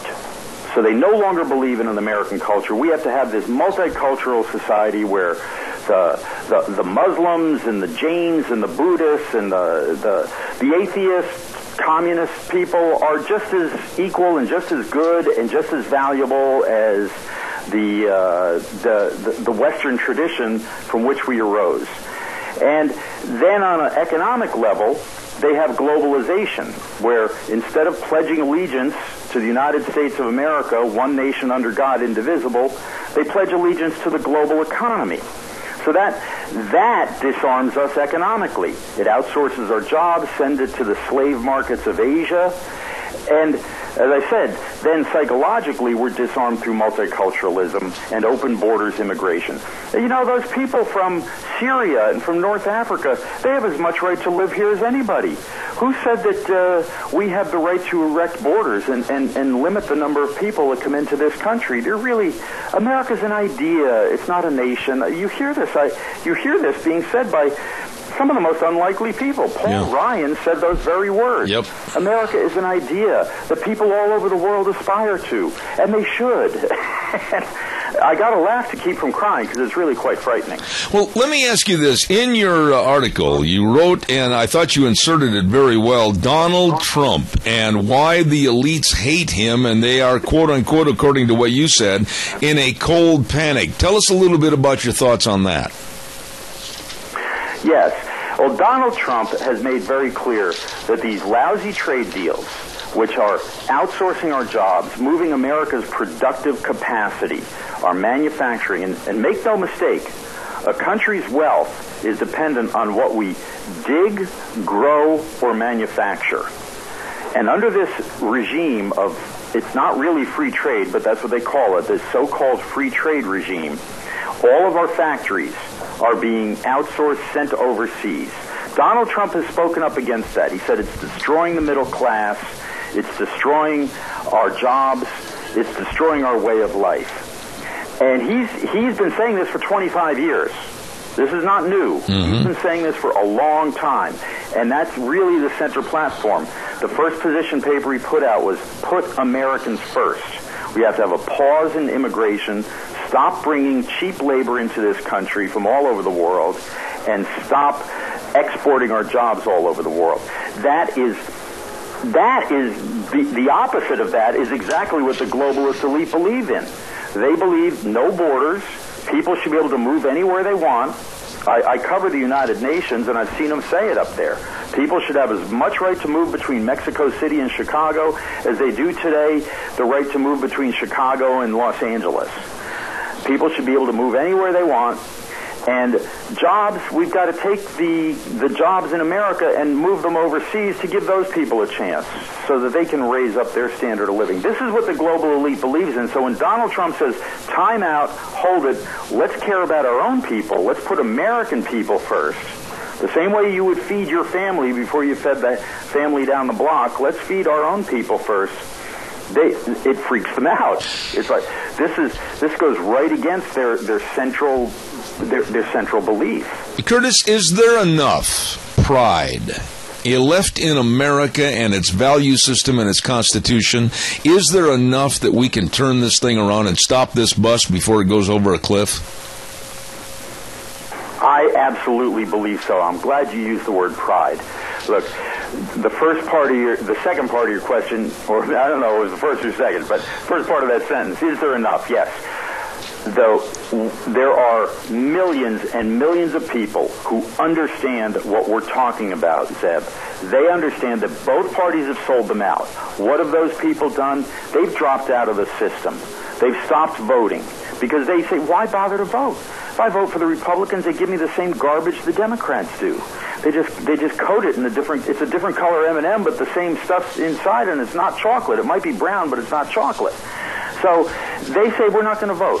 Donald Trump is waking them up. They're stirring now. The people are stirring. They're finally hearing somebody. The last chance we had to vote for a billionaire businessman who talked about the giant sucking sound of jobs leaving this country was Ross Perot.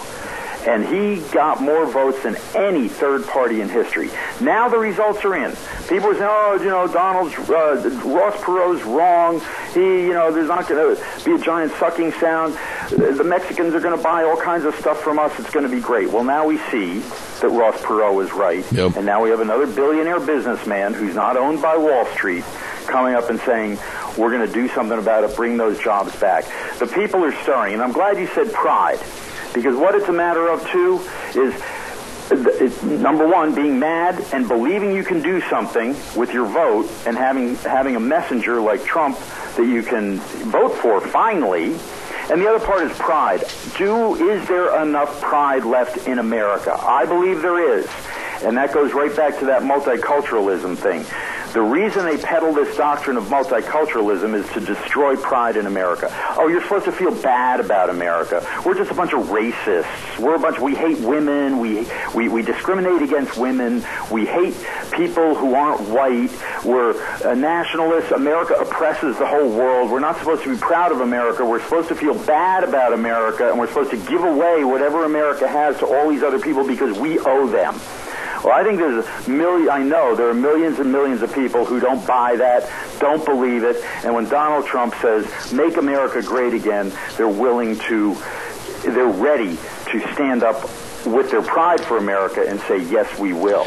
But along with this, Curtis, we need to have a much stronger unification of our political system to where they show some backbone, they show some strength, and they also show some pride in our Constitution and our country.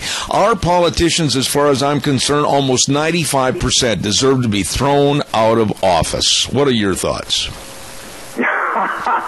Yeah, I agree with you. A couple of years ago, I worked with this super PAC. It was called the Campaign for Primary Accountability. And we were helping primary candidates, folks running for the House of Representatives across the country in both parties, challenging long-term incumbents. See, these guys go to Washington, and then they get captured by the lobbyists down there, these globalist elites in Washington, the global corporations and the big lawyers.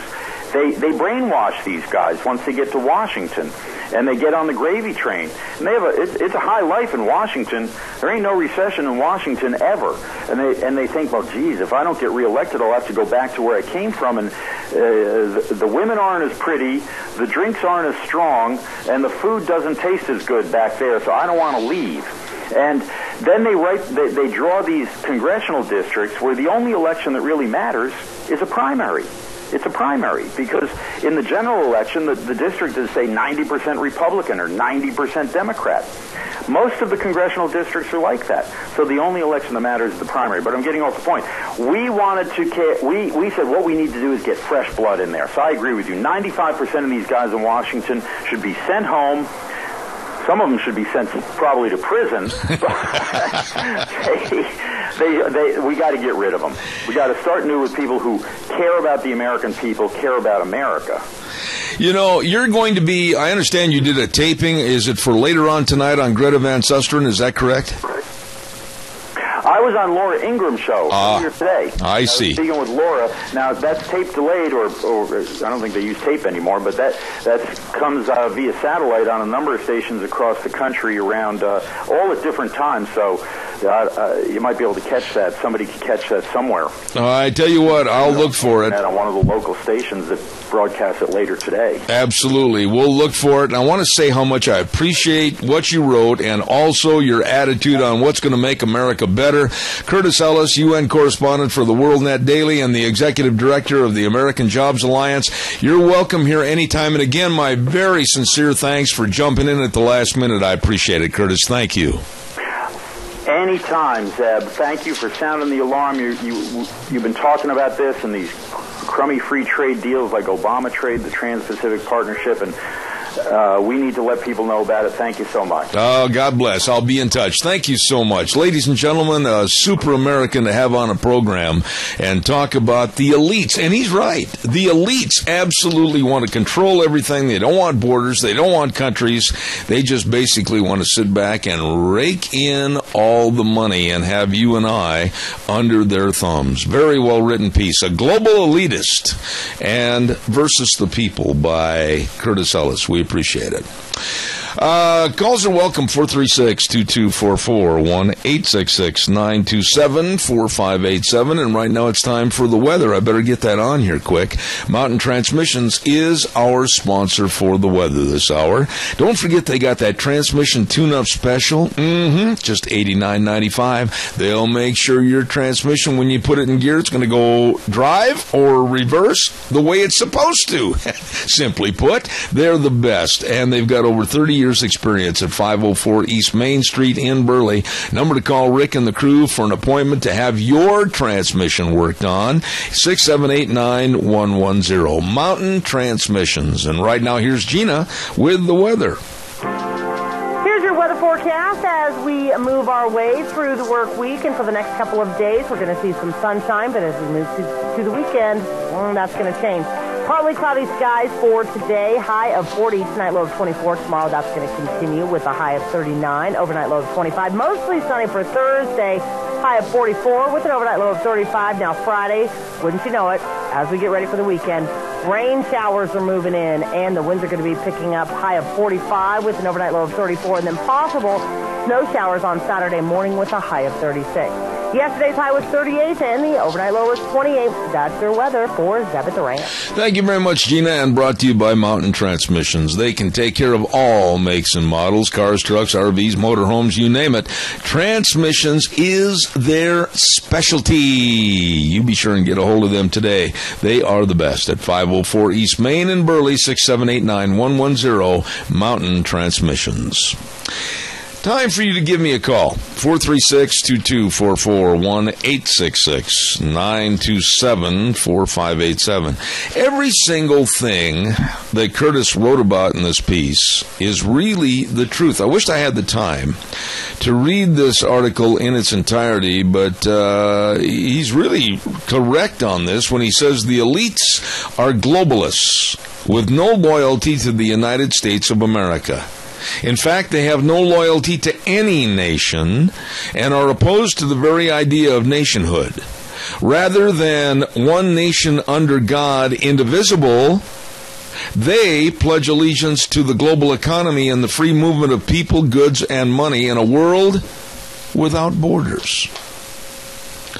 Doesn't that sound like people we know, like Barack Obama and many others?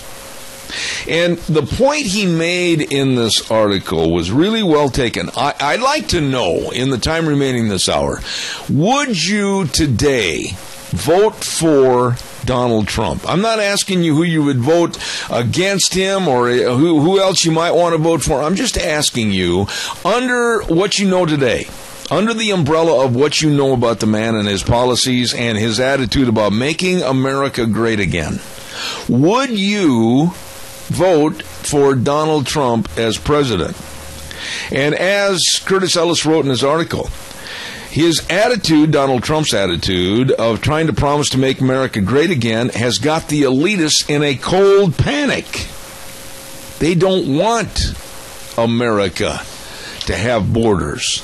They don't want America and Americans to be rich and wealthy and be the leaders of the world. What are your thoughts? Would you vote for Donald Trump for president? Give me a call, 436-2244, 1-866-927-4587. While I'm waiting for those calls to come on in, give me a jingle. I'll do this for Red's Trading Post, 203 5th Avenue South in Twin Falls. Oh, my buddy Ryan. We are, I want to tell you this, developing a little segment that we're going to hopefully get started by about the 15th of February, and it's going to be about guns and gun laws and what the people are doing, both politically and with other kind of under-the-table movements, and Ryan's going to head that little segment up for us, and we're really looking forward to it. Red's Trading Post, 203 5th Avenue South in Twin Falls. They've got all the firearms from Browning, Beretta, Weatherby, Ruger, Benelli, Smith & Wesson, Winchester, all the ammo, and all the accessories. They've got all your reloading and gun cleaning kits. They got knives. They've got all the optics and the sights. They've got it all, and including also the hard-to-find powder for the reloaders. So you stop in today at Red's Trading Post, 203 5th Avenue South in Twin Falls. Give me a call. Let me know, what are your thoughts. Do you think that Donald Trump is nothing more than a big buffoon and basically a lot of hot air? Or are you looking at this man and hearing what he's saying about make America great again as compared to the elitists and/or socialists? Who are the elitists? Well, you can start naming them and picking them up. Harry Reid. You can look at Hillary Clinton. You can look at a continuation of the Obama administration through her if she wins the presidency. And I will say this: God help us all. What are your thoughts? Or is it somebody else that you think would better lead America for America values and for the sake of our Constitution? You need to know, and you need to talk about this. It's very important because that election looming large in just a matter of months. Give me a call, 436-2244, 1-866-927-4587. Let's see what else. Got a caller? Good morning. Thank you. You're on the air. Go ahead. Good morning. Yes, I would. As of right now, the things that he's brought out and talked about that nobody else would or could, the things that he's for, yes, I would I would vote for him as of right now. You know, and Lorna, I'll say this, and then I got to take another quick call, but I'd vote for him just purely to shake the dice and see what else can fall out of the cup. Yeah, that too. All right. God bless you. Thanks for your call. All right. Appreciate it. Have a great day. Thank you. You too. Caller, good morning. You're on the air. What about you? Go Trump, go. Vote for him in a New York minute. All right. Appreciate your call. Thank you very much. That's 2 for Trump right away. You know, I don't want to see any more of the establishment. I don't want to see any more of the same old, same old. I don't want to see any more of the Mitch McConnells. God help us with Mitch McConnell. There's another one that should have been turned out to pasture a long time ago. I don't like Paul Ryan. He's from my home state of Wisconsin. Born and raised just 18 miles down the road from where my place is. I don't like the man. I don't want to see this capitulation between the two parties. I don't want to see the buddy-buddy atmosphere, hate each other on the floor of the House or the Senate, and then at 5 o'clock go out and have a beer together. I don't want to see that. Good morning. You're on the air. Yes, I would vote for him in a heartbeat just because he hasn't backslid on immigration, he hasn't backslid on gun rights, Second Amendment. I think he truly does care about making America great. He's got enough money, so I really believe in him. Well, you know something? I just think it's time to gather up all the garbage, and I'm literal when I say this about Washington, D.C. and our political leaders, supposedly. Gather up the garbage and call Western waste because they need to be thrown away. Absolutely. God bless you for your call. Thank you very much. Appreciate it. You know, really, Trump, as far as I'm concerned, he's not a polished politician. Good. He is very abrasive and very blunt, which I like. He really doesn't care if he hurts somebody's feelings, which I admire. And the point is, and I got some people coming in here that I am not aware of who they are on the program. 10:30? Okay, thank you. The man doesn't care because he's not trying to be decent or kiss up to somebody. He doesn't care whose toes he steps on. God bless him.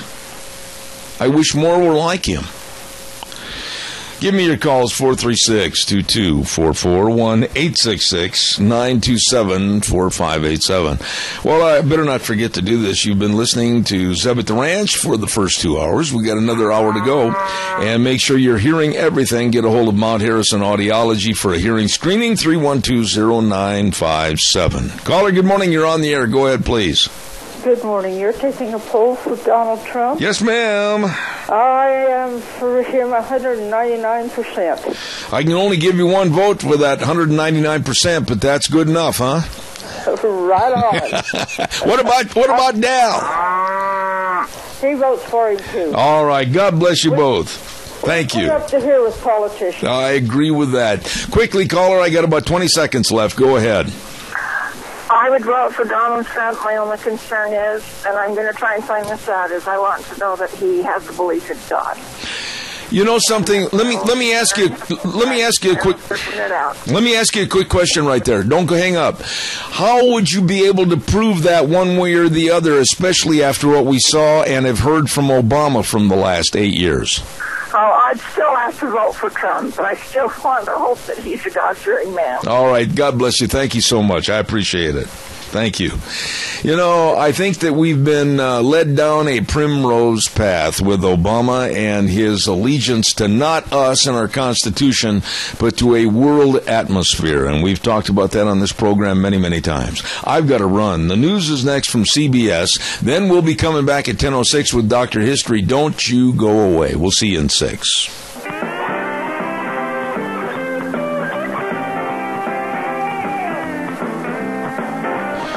Oh, good morning and welcome back. Zeb at the Ranch on a Tuesday with our major sponsor, your Magic Valley Les Schwab Tire Centers, all 7 locations serving you. Excellent service for all your tires, your batteries, etc. at your Magic Valley Les Schwab Tire Centers. And, of course, our dear friends at Western Waste Services. Call, get on the route service today, 734-6969. Without further ado, we're going to get right into things and remind you of the menu special today at the Chadwick Sports Grill. I wish I could get over there. Dr. History said he would buy. They're going to have smoked tri-tip served with choice of potato, veggies, and super salad. That sounds delicious. Smoked tri-tip at the Chadwick Sports Grill, 139 West Main in Burley. You stop in. Great food, great people at the Chadwick. Thank you very much. It is time for Dr. History, and he showed up with his entourage. He gets catered now, with all kinds of amenities. They take him in a specially built limousine and everything, and they just drove up in the front yard and dropped him off. And our thanks go out to our sponsor, which, of course, is Minnecasia Sales. 1321 East Main Street in Burley with Zach and the rest of the crew, 878-2091, right across from the Burley Airport. Good morning, Dr. History. Good morning. That's a cowboy limousine, Yeah, they give you right in the back of the pickup. That's right. And say, hang on. There you go. Yep. Last week we talked a little bit about Jim Bridger. Right. And we were talking about the movie The Revenant, etc., and the toughness of these mountain men. They had to be their own doctor. They had to be their own nursemaid when they were sick. They had to do it all, didn't they? They did. They were definitely a breed apart. And, we talked about Hugh Glass, of course, which is what the movie's about. Right. And if people want to hear that story on our show, they can go back to April 29th of 2014. And there's also, we did another one about Bridger on June 10th of 2014. Okay, you looked those up. So there's two shows back in 2014 that talk about this. But I did find out since last week that Hugh Glass, of course, he never was able to kill Bridger or Fitzgerald, but he actually continued trapping and actually came right up in our area, right along here in the Snake River. Really? As a trapper and a mountain man, went right on up the Snake and actually was over on the Yellowstone River with two other guys when they were attacked by about 30 Arikara Indians and killed. So that was where Hugh Glass was killed. So he lived through the bear attack, right? And he lived through the absolute leaving of his partners, left him for dead, right? And then he gets killed later by the Indians. Yeah, yep. Wow. But he did catch up with the guys he wanted to do revenge against, but didn't. Yeah. Really. So. Yeah. Anyway, we're going to talk again about Jim Bridger, but he's kind of a secondary character in this story, so to speak. Okay. We're going to talk about a guy by the name of Joseph Meek. M-E-E-K. Yes. All right. You may have heard of him, but, trapping was not a business which could be carried on profitably by large parties of men. Though the main camp might contain many camp keepers, Indian women, children, packers, horse guards, the men who harvested the fur had to operate in small groups or alone. And unfortunately, that's why some of them were never heard of again, too. When Jim Bridger's brigade moved over from the headwaters of the Snake River to Yellowstone country, Joseph L. Meek went on far ahead alone. All by himself? By himself. Wow. Okay, on the fifth day out from camp, a large war party of Crows caught up with him. They were on the prairie, and Meek was forced to skip to the creek bottom and riding his mule for all he was worth, trying to get away. Of course, it was swarming with these Indians. They were hard on his trail, yelling and shooting a random shot now and then as they closed in on him. And now, unfortunately, the beaver had drained the water out of the creek and made dams, and Meek's mule mired down in the swamp. Uh-oh. And you've seen horses or mules, when they get in mud, yeah. They're just pretty much... There's trouble in River City. There is. So, by the time the Indians were close, he was ready for them. And he brought Old Sally, as he called his rifle, up to his face, ready to fire his last shot. And as he puts it, I knew it were death this time unless Providence interfered to save me. And I didn't think Providence would do it. So he kind of figured this was his last hurrah. Right there I want to ask you, we've talked about this in the past, and I don't mean to interrupt, but we're talking about the old cap and ball rifles. One shot, and then reload. Yeah. And it's not like the guys on the other side of the rifle are going to say, oh, wait a minute, he's reloading. That's right. Hold up. So, but... in this case, the Crow chief was in the lead. Uh-huh. And when he found himself looking down the muzzle of Meek's gun, he slowed up and yelled to him. He says, lay down your gun and you will live. Now, Meek's state of mind was kind of easily understood. And here's what he said. Well, I like to live. Being then in the prime of life, and though it hurt me powerful, I resolved to part with Sally. Now, he took a big risk in the thought and belief that when a chief talks to you, A, was it really the chief? B, is he a man of his word? Exactly. Well, he says, I laid her down. As I did so, the chief picked her up, and one of the braves sprang at me with a spear. And would have run me through, but the chief knocked him down with the butt of my gun. Really? So that's a good thing. So far, so good. Okay, they led Meek out to the high prairie south of the stream. There they all halted and turned him over to 3 Indian women, while the warriors sat down in a circle to smoke and decide his fate. You never did tell me if he got the mule out of the mud. I think he did. Okay. They wouldn't leave him. So Meek, however, never lost his nerve, and while they debated, he coolly counted them. There were 187 warriors, 9 boys, and 3 Indian women guarding him. And a partridge in a pear tree. Yeah. This wasn't a small party. So they talked for what seemed... and he's the only white guy there, right? Yeah. For about 3 hours. He just sat while they were debating what to do with him. It's probably a good thing he did. Yeah. So then the head chief, his name was the Bold. The Bold. He summoned Meek into the ring. He said, I have known the whites for a long time, and I know them to be great liars, deserving of death. But, he says, if you will tell the truth, you will live. Okay, now here's where it gets interesting. Ask me anything you want to know. In fact, this might be a good time for a break, Zeb. I think it is. We'll leave them hanging like those Saturday morning cereals. Minnecasia Sales, 1321 East Main Street in Burley, right across from the airport. They've got all your lumber. Zach said, listen, a lot of you folks got together during Christmas and New Year's and said, well, gee, maybe come spring we'll do this, that, and the other to remodel. Well, Minnecasia Sales has everything you need, along with all the best of Western windows, too. Hey, stop in. You'll see what I mean. They have your carpet, your vinyl, your lumber packages. They've also got all the Tartar Farm and Ranch gates and panels, everything at Minnecasia Sales. 1321 East Main Street in Burley, right across from the airport. Number to call, 878-2091. Minnecasia Sales, bringing you Dr. History. And now, back to the powwow. All right, so here we have Meek sitting there amongst the Indians, and the chief saying that he thinks most whites are liars. So here's what Meek thought to himself. He thought, they will fetch the truth out of me if there is any in me. That's how he worded it, That's the way he worded it. Yeah. So the chief went on. He said, tell me, where are the whites you belong to, and what's your captain's name?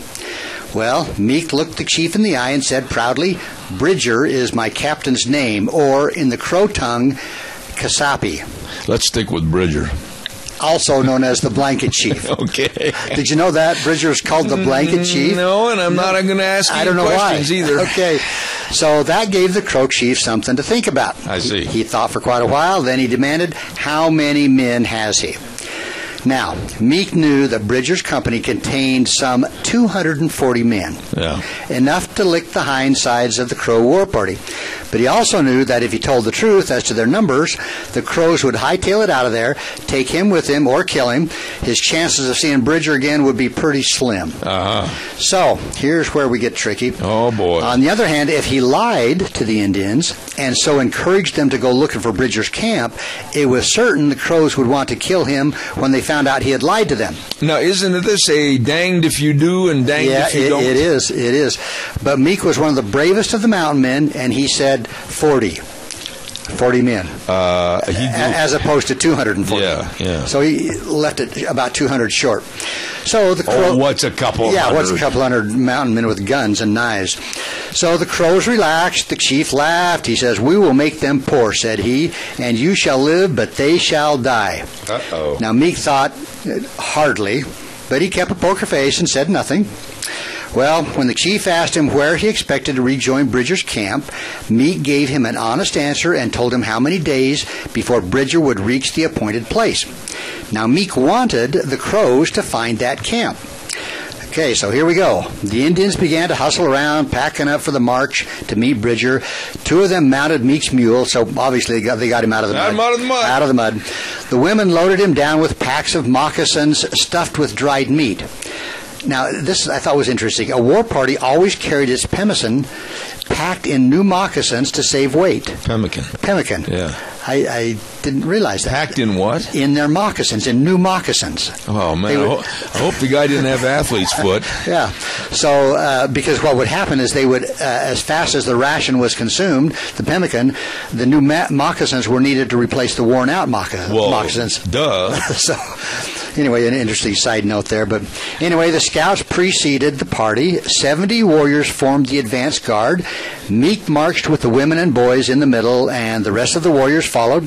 Now, to amuse themselves, the Indian women prodded Meek with sticks to keep him moving, saying over and over again with much laughter, "White men very poor now." So you can see them just kind of poking him and prodding him along. But Meek was glad there were only 3 women along to keep poking him. So there was only 3 of them. But anyway, they traveled till late that night, then camped. The Indians slept in a circle with Meek in the center. He did not sleep very well. I don't know why. Now, can you imagine? Yeah. So all the next day they marched in the same manner, Meek keeping his temper with difficulty and saying nothing. That evening they put him to cooking over the party, and again on the 3rd and 4th days. So he actually cooked for them. Really? A little bit. So you'd think they wouldn't trust him. Yeah. But anyway, on the last day, Meek was feeling pretty bad. Bridger was bound to show up soon, and if anything went wrong, he knew the Crows would rub him out. Yeah. In other words, that's it. That's it. On that last day, the Indian scouts left their horses on the slope of a ridge ahead and crept up to peer over. Uh-oh. Right away, one of them come running back, mounted his horse, and rode rapidly in a big circle to indicate a big party of enemies over the ridge. This is where old Meek is in trouble. He's kind of getting in trouble. So Meek could only trust to luck. He understood the signals of the scouts perfectly. Now the time had come. They all rode to the top of the hill overlooking the Yellowstone River and the vast plains beyond, and about 3 miles away, Meek recognized Bridger's big camp with hundreds of horses grazing around. Then Meek saw Bridger's horse guard make the signal that indicated that they had discovered the Indians. It was a showdown. So the horse guard evidently was like a bunch of men out in front, riding ahead. Of Bridger? Yes. Okay. So here's what Meek said. Kind of like your forward scouts. Yes, that's a good way to put it. So Meek said, "I thought the camp a splendid sight that evening. It made a powerful show to me, who did not expect ever to see it after that day, and it were a fine sight anyway from the hill where I stood." Yeah, but wait a minute, he's got to get there first. Right. About 250 men and women and children in great numbers, and about 1,000 horses and mules. Then the beautiful plain and the sinking sun and the herds of buffalo that could not be numbered, and the cedar hills covered with elk. I never saw so fine a sight as all that looked to me then. Mm-hmm. Well, when he turned his eyes on the savage Crow band and saw the chief standing, amazed with his hand over his open mouth, saw the warriors' tomahawks and spears glittering in the sunlight. What did he do? His heart shrunk up to about half its right size. He knew he was found out. Yeah, he was done. The chief turned on him with a terrible scowl. He said, "I promised that you should live if you told the truth, but you have told me a great lie." Oh, boy. It sounds like his TV series is going to get canceled. Not so good. Well, all the warriors gathered around with their weapons in hand, but Meek knew better than to show any weakness. He kept his eyes fixed on Bridger's horse guard, who was riding up the hill to drive in the horses. Now, this movement distracted the chief and his warriors, and when the horse guard had come to within about 200 yards of the Crows, the chief ordered Meek to yell to him to come to them. Okay, now Meek stepped forward and yelled as loud as he could, "Keep off or you'll be killed. Tell old Gabe," which is Bridger, "to try to talk with these Indians and help me get away." Well, by that time, the horse guard was between the Crows and Bridger's horses, and he headed them back to camp on a dead run. Now, Jim Bridger got the word that his old companion, Joe Meek, was captive and in danger of death. He wasted no time. After a few questions, he called his leaders together, gave instructions. Now, that's going to be important here in a minute. Okay. Caught up his rifle, mounted his big white horse. Then Jim rode out alone until he was within about 300 yards of the Indians. There he reined up, scanning the line of Indians on the ridge. His eyes caught a familiar figure, and he yelled out, "What tribe are they, Meek?" he shouted. And Meek's yell came back, "Crows." Then Bridger knew how to go ahead. And I mentioned last week, Bridger knew a lot of the languages of a lot of the Indian tribes. He was pretty knowledgeable. Yeah. He shouted, "Tell tell the big chief to send one of his little chiefs to smoke with me. Big chief, little chief. Yes. Jim saw Meek turn to the bold, the big chief, to translate the message. After a little thought, the Crow chief beckoned to Little Gun. Little Gun. To go forward and smoke with the blanket chief. Okay, so are we straight? Bring your can of Prince Albert. That's right. So here's Little Gun and Bridger. So meanwhile, Jim, scanning the line of Indians on the ridge, could see all the warriors openly preparing for a fight, shaking out their war bonnets and one thing another, and painting their faces, straightening their best arrows, loading their guns. Oh, no. Okay, now this is the part that gets, I like the whole thing. But anyway, Jim saw Little Gun coming and dismounted. Now, Jim knew the Crow rules of warfare. He began to strip off his clothing. He threw down. Why is it that every time something gets serious, they start going naked? I don't know.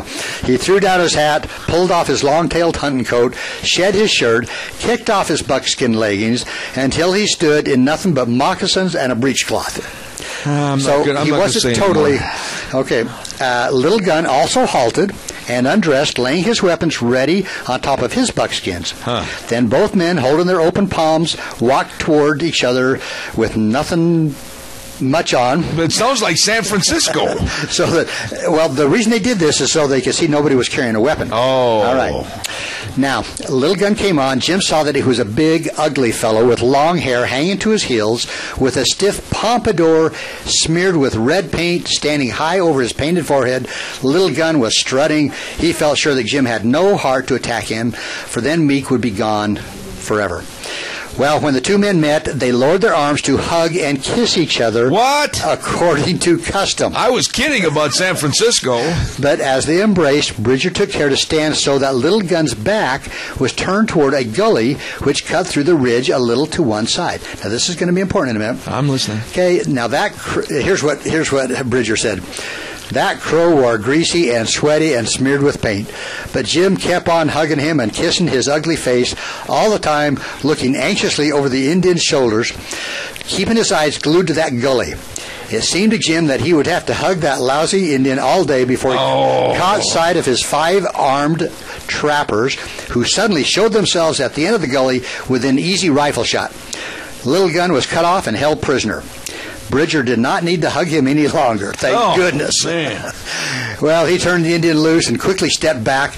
The tricked Crows on the ridge began to mount their horses and line up for a charge on the 5 trappers to recover their naked chief. Little Gun heard the yelling, looked around and saw how he was trapped, and before Little Gun or his friends could do anything, 100 mountain men popped out of this gully. 100. And came trotting towards Bridger, forming a line to repel the charge. Well, and they were fully clothed. They were indeed. Bridger yelled to Meek. He said, "Tell the chief to send you to me, and I will let Little Gun go." Okay. So Jim saw Meek, turned to the chief, and the Crow said, "I cannot afford to give a chief one white man," but he said, "Okay, we'll do this." So when Meek had safely crossed Little Gun's clothes and weapons, Jim gave the Crow the signal to be on his way. There you go. So they traded prisoners. Yep.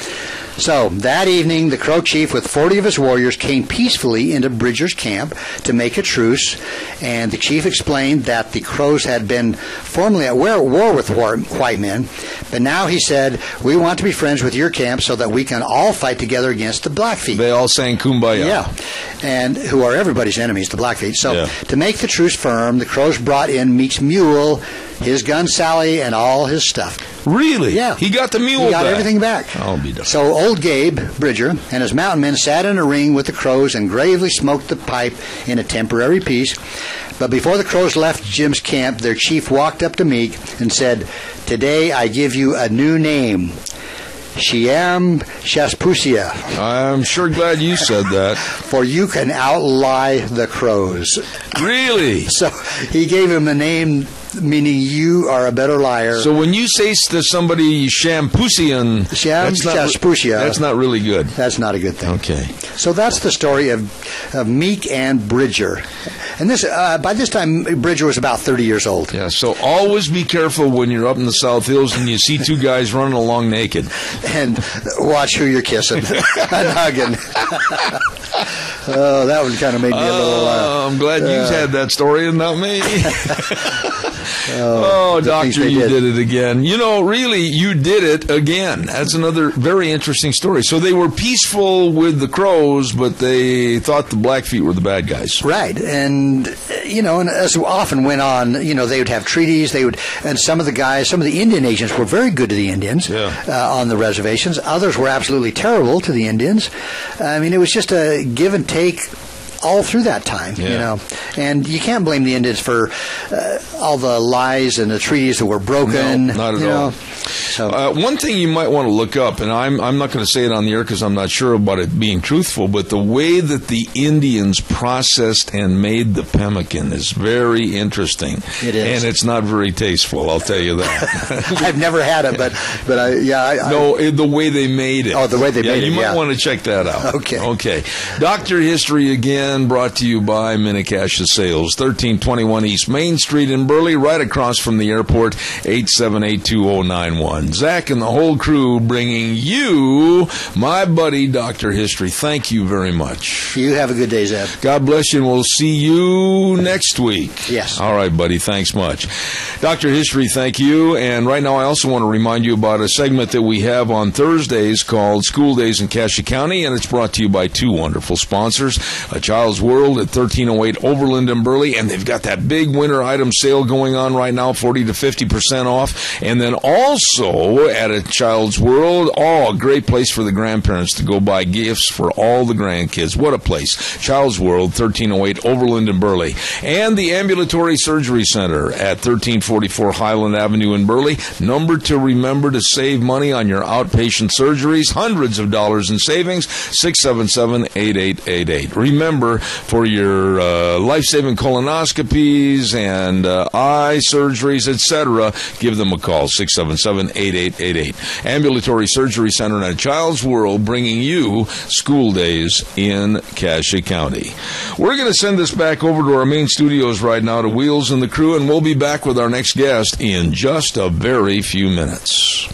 And now back to Zeb at the Ranch on AM 1230 KBAR. To reach Zeb, call 436-2244 or toll free 1-866-927-4587. And now, here is Zeb Bell. Welcome back into our last half hour, and I'm very honored to have a gentleman in the studio that we've been in contact via the telephone the last couple of weeks to make arrangements to have him on this show in regards to really the truth about what's going on with the Hammond family up in Burns, Oregon, and what is factual and what is not factual.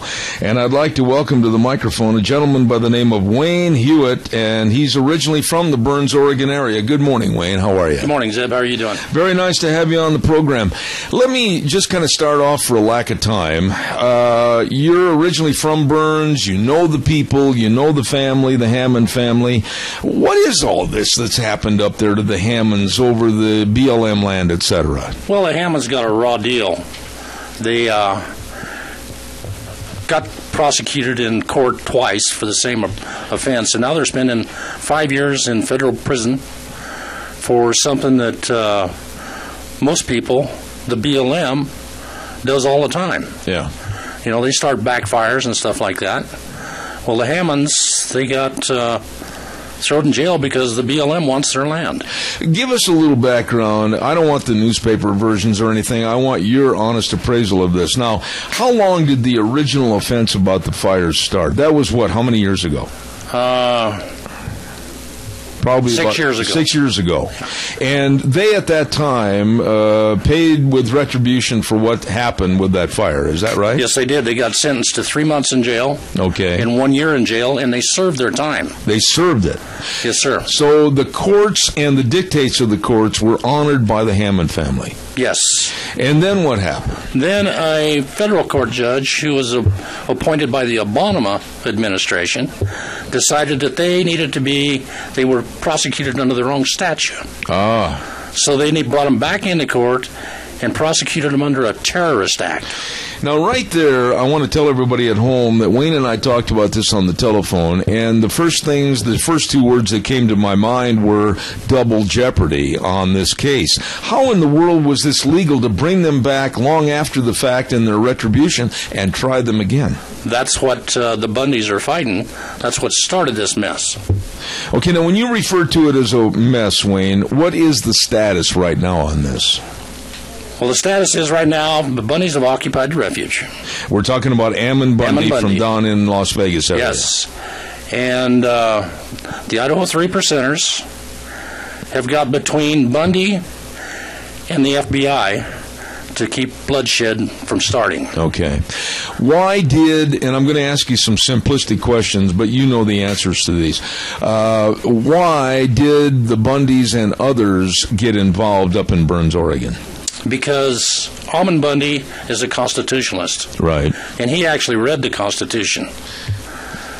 Article 1, Chapter 7, Paragraph 17, specifically states in the Constitution of the United States that the federal government can only own land within a 10-square-mile radius of Washington, D.C. I'm going to ask you not to do that. It reverberates on my microphone. Thank you.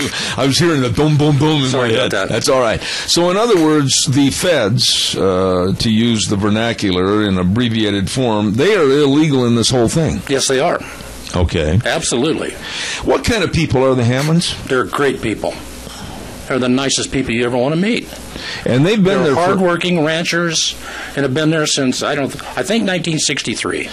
Well, what I read about them and what I know about them, and I've been in the rodeo business all my life, as you may or may not know, and I've traveled all the way through all over the Northwest, and I've heard of the family and everything, and I've heard that in the community itself, the Hammond family have done an awful lot for community activities. Yes, they have. I mean, they're church-going, they're honest people, and they've got a raw deal. Why do you think that they are being prosecuted and persecuted for another prison stay? The bottom line is the federal government wants their land.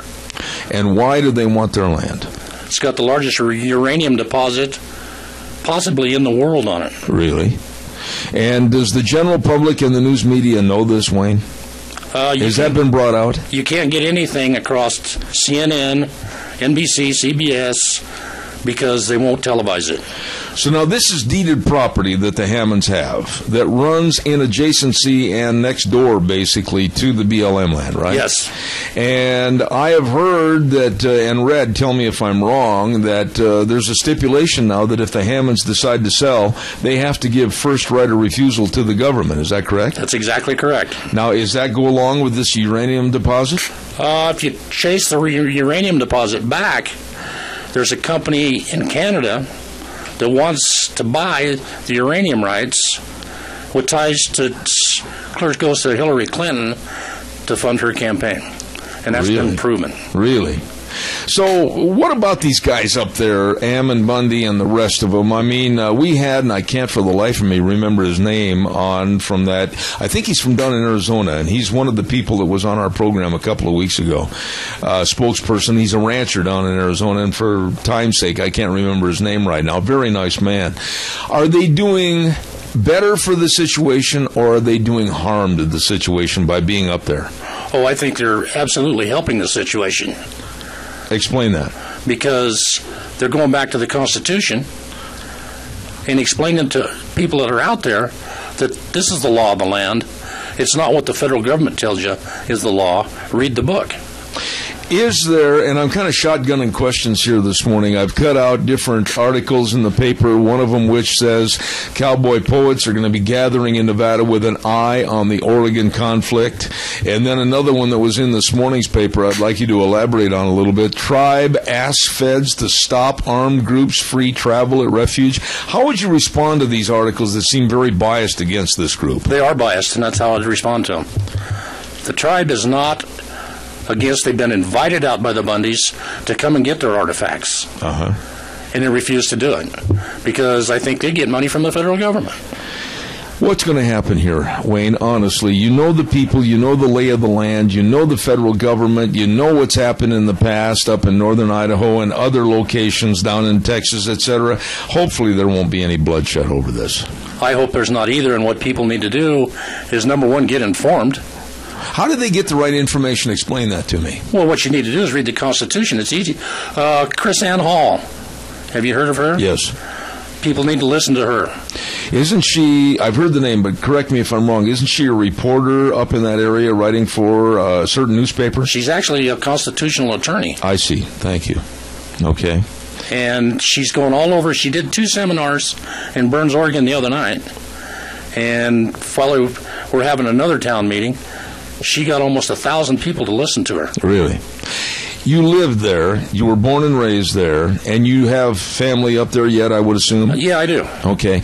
What's the general feeling about this thing's gone on too long or nothing's been done? What's the general attitude up there? I think the general feeling is it hasn't gone on long enough because there's been no results.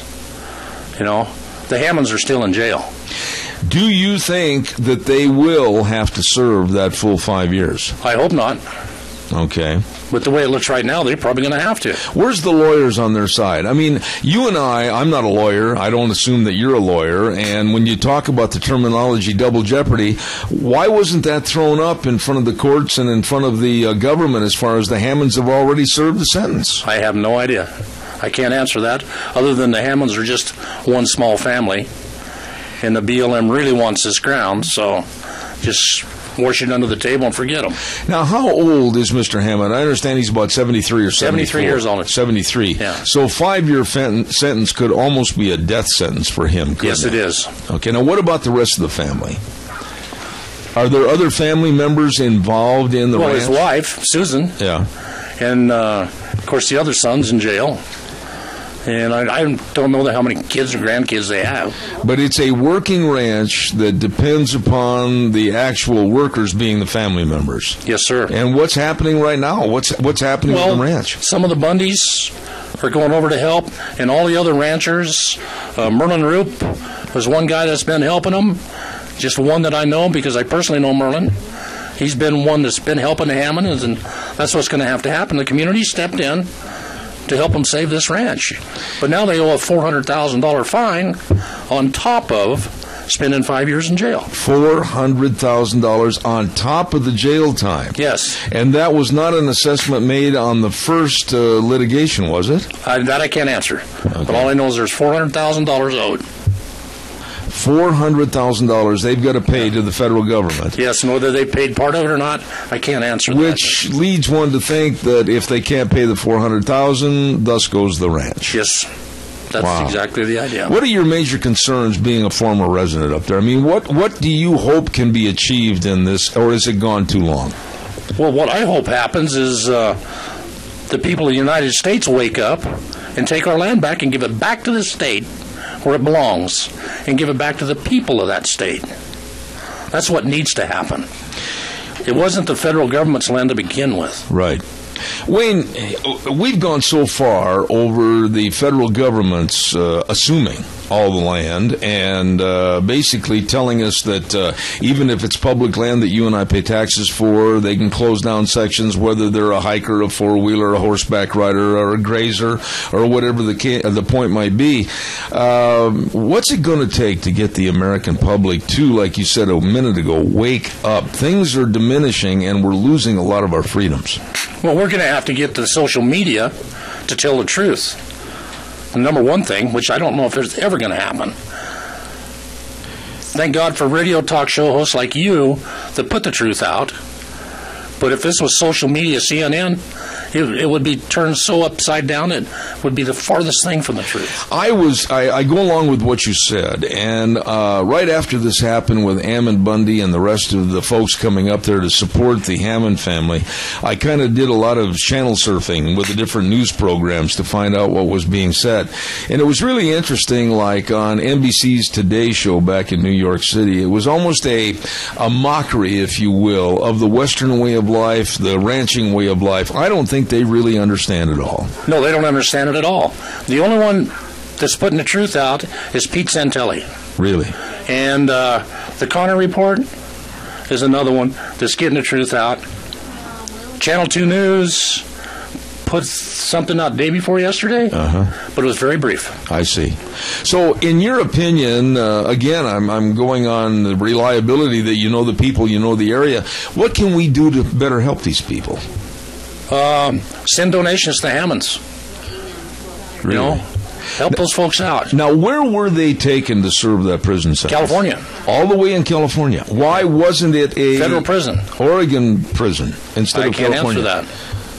Man, they're in California. This is scary. And what about the media itself? Are they still there in their entirety? Have they given up on the story, or what's going on up there? Yeah, Fox News and several of them have been there every day, keeping right update on everything that's going on, and they report absolutely nothing. Really? Now, where are they headquartered? Where are the Bundys and everybody headquartered? Is it at a wildlife refuge? Give us a little background. Yeah, it's about 20 miles from Burns, 27 miles. I see. I think it is.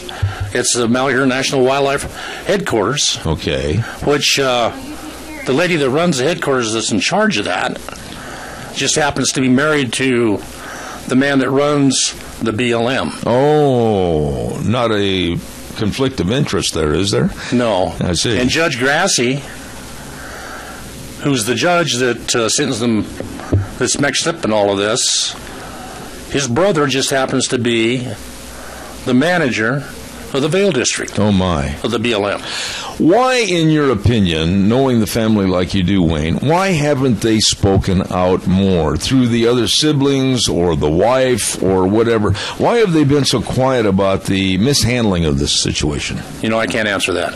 I don't know if it all got squelched or what happened. It seems funny, though, doesn't it, that they wouldn't be yelling and screaming about the husband and the son being locked up on a double jeopardy that they had paid for, their restitution and everything? You know, it might be so far as the fact that they're scared to say anything because they've already lost so much now. That's a good point. That's a good point. Now, as far as the people up there, how are they getting their food? Where are they living? Where are they staying? The Ammon Bundy and the rest of them. The Bundys are staying. Ammon's staying at the refuge. I see. The refuge was unlocked during the winter. There was nobody there, and it's quite a setup.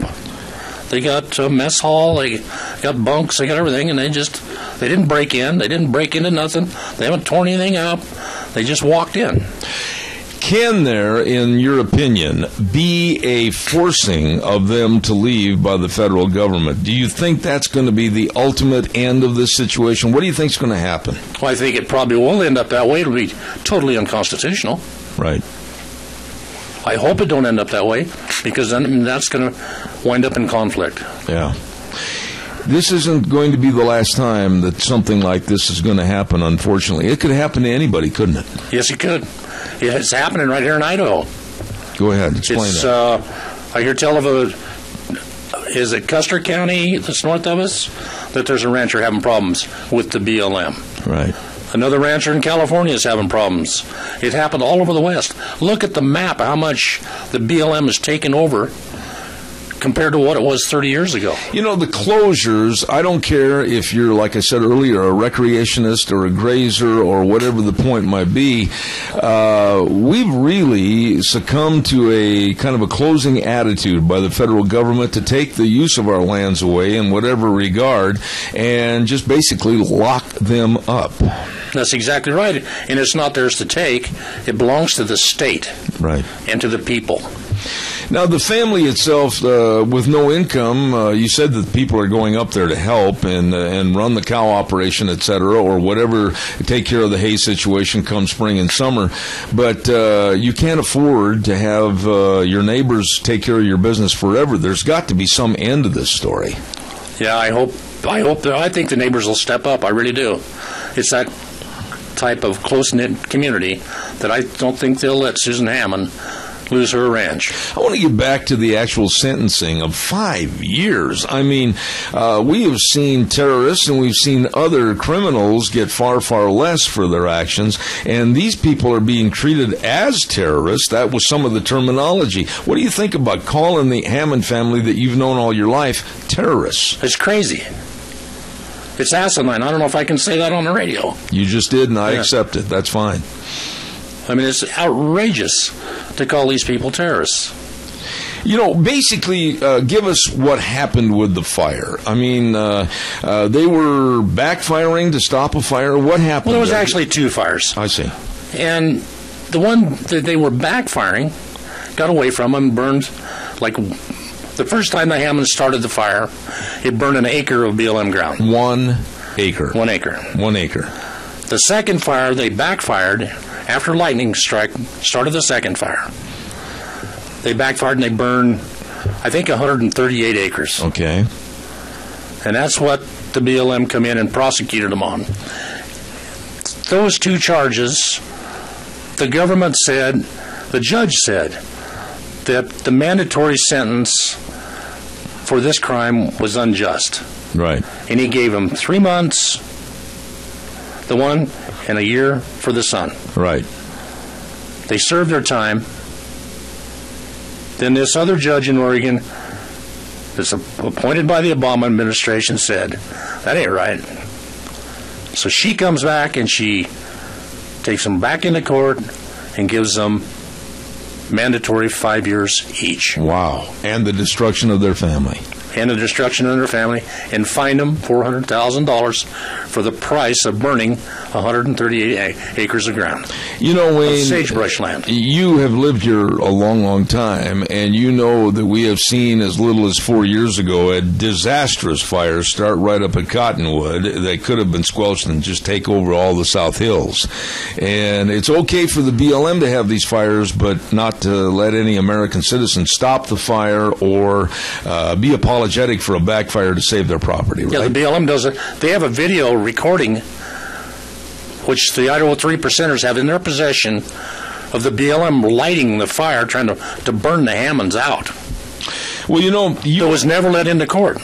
Why? They would have, if they would have had that documentation, the Hammonds would not have ever went to jail. Is there a chance that you have heard, and I've only got a couple of minutes left here, and I got to get a weather in and wrap the program up, but what about through appeals? Are they going to try to get these facts distinguished so that the lawyers, new lawyers or whatever, can maybe have an appeal? I don't know how that's going to shake out yet. I can't answer that. Are you in contact with anybody up there on a frequent basis? I am. Would you please come back on this program and let us know? I will. That's very much appreciated. Now, in your real life every day, besides being now new on the radio, you are the teaching industrial mechanics at CSI, right? Yes, I am. Tell us a little bit about that background. Is it a field that's wide open for people? Yeah, you can. Basically, what we do is have the mechanics from the sugar factory and Orida or McCain's, I guess it is, and they bring their mechanics in, and I teach them different things like final alignment, precision measurement, things like that. Very good. Well, I want to say how much I thank you for coming by this morning, and I'm going to rely on you. I'm going to give you a call and have you come back, or even on the phone give us an update on the information. But I really appreciate your insight as to what's going on, because you live there. Thank you very much. You're very welcome. Thank you, both of you, for being on the air this morning. And believe me, you'll hear from me in the future, Wayne. Thanks so much. Good luck with all the students at your class. Thank you. All right, sir. Very nice gentleman right there, Wayne Hewitt at CSI as an industrial mechanics teacher, and he knows firsthand about what's going on up in Burns, Oregon with the Hammond family and the absolutely heinous crime against the family of resentencing the father and the son to go back and serve more time in jail. Ridiculous. And we're going to stay on top of that story. We've got to get the weather in here real quick and thank everybody at Scarrows Meats. Deanne, if you'd come in and help these folks, I'd sure appreciate it. Scarrows Meats, 331 North Road, Jerome. Thank you again. God bless. Appreciate it. Thank you, sir. Appreciate it. I got to shake hands here. Thank you, sir. Scarrows Meats, 331 North Road, Jerome. Changing the way we eat, one delicious bite at a time. At Scarrows Meats, all the delicious meats, and believe me, everything they sell is guaranteed. You be sure and give them a call at 324-7657, located at 331 North Road, Jerome. Scarrows Meats. Don and the crew serving you, and here's Gina with the weather. weather forecast as we move our way through the work week, and for the next couple of days we're going to see some sunshine, but as we move to the weekend, that's going to change. Partly cloudy skies for today, high of 40, tonight low of 24. Tomorrow that's going to continue with a high of 39, overnight low of 25. Mostly sunny for Thursday, high of 44 with an overnight low of 35. Now Friday, wouldn't you know it, as we get ready for the weekend, rain showers are moving in, and the winds are going to be picking up, high of 45 with an overnight low of 34, and then possible snow showers on Saturday morning with a high of 36. Yesterday's high was 38, and the overnight low was 28. That's your weather for Zeb at the Ranch. Thank you very much, and again, our thanks to Scarrows Meats, 331 North Road, Jerome, 324-7657. Call her real quick. I've only got a minute left, and then I got to get another spot in. Go ahead, please. Do you have any contact information for that Wayne? I can't remember his last name. Wayne Hewitt. I'm not going to give it out over the air without asking him for personal recommendation as to whether he wants that number out. If you'll call me back tomorrow, I'll contact him and see what he says. Okay. All right, sir. Thank you very much. Tomorrow on the program, I got to get to this right away. We've had not one, not two, but three cancellations. I don't think I've ever had that happen. 2 are sick and 1 has a meeting to go to back in New York City.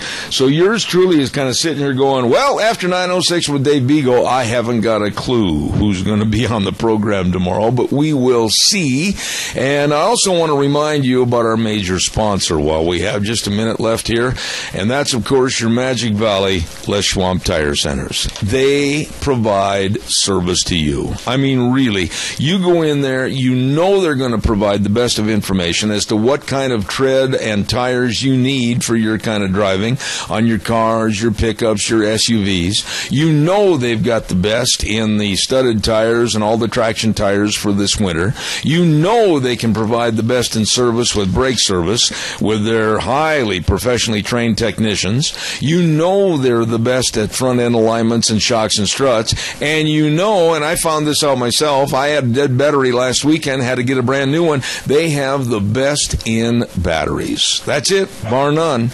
They are the best. Your Magic Valley Les Schwab Tire Centers with, of course, Lane and Rupert, Dave on Blue Lakes and Twin, Mike and Buell, Mike and Jerome, the Twist family in Paul, John on Poline in Twin Falls, and Randy on Overland in Burley.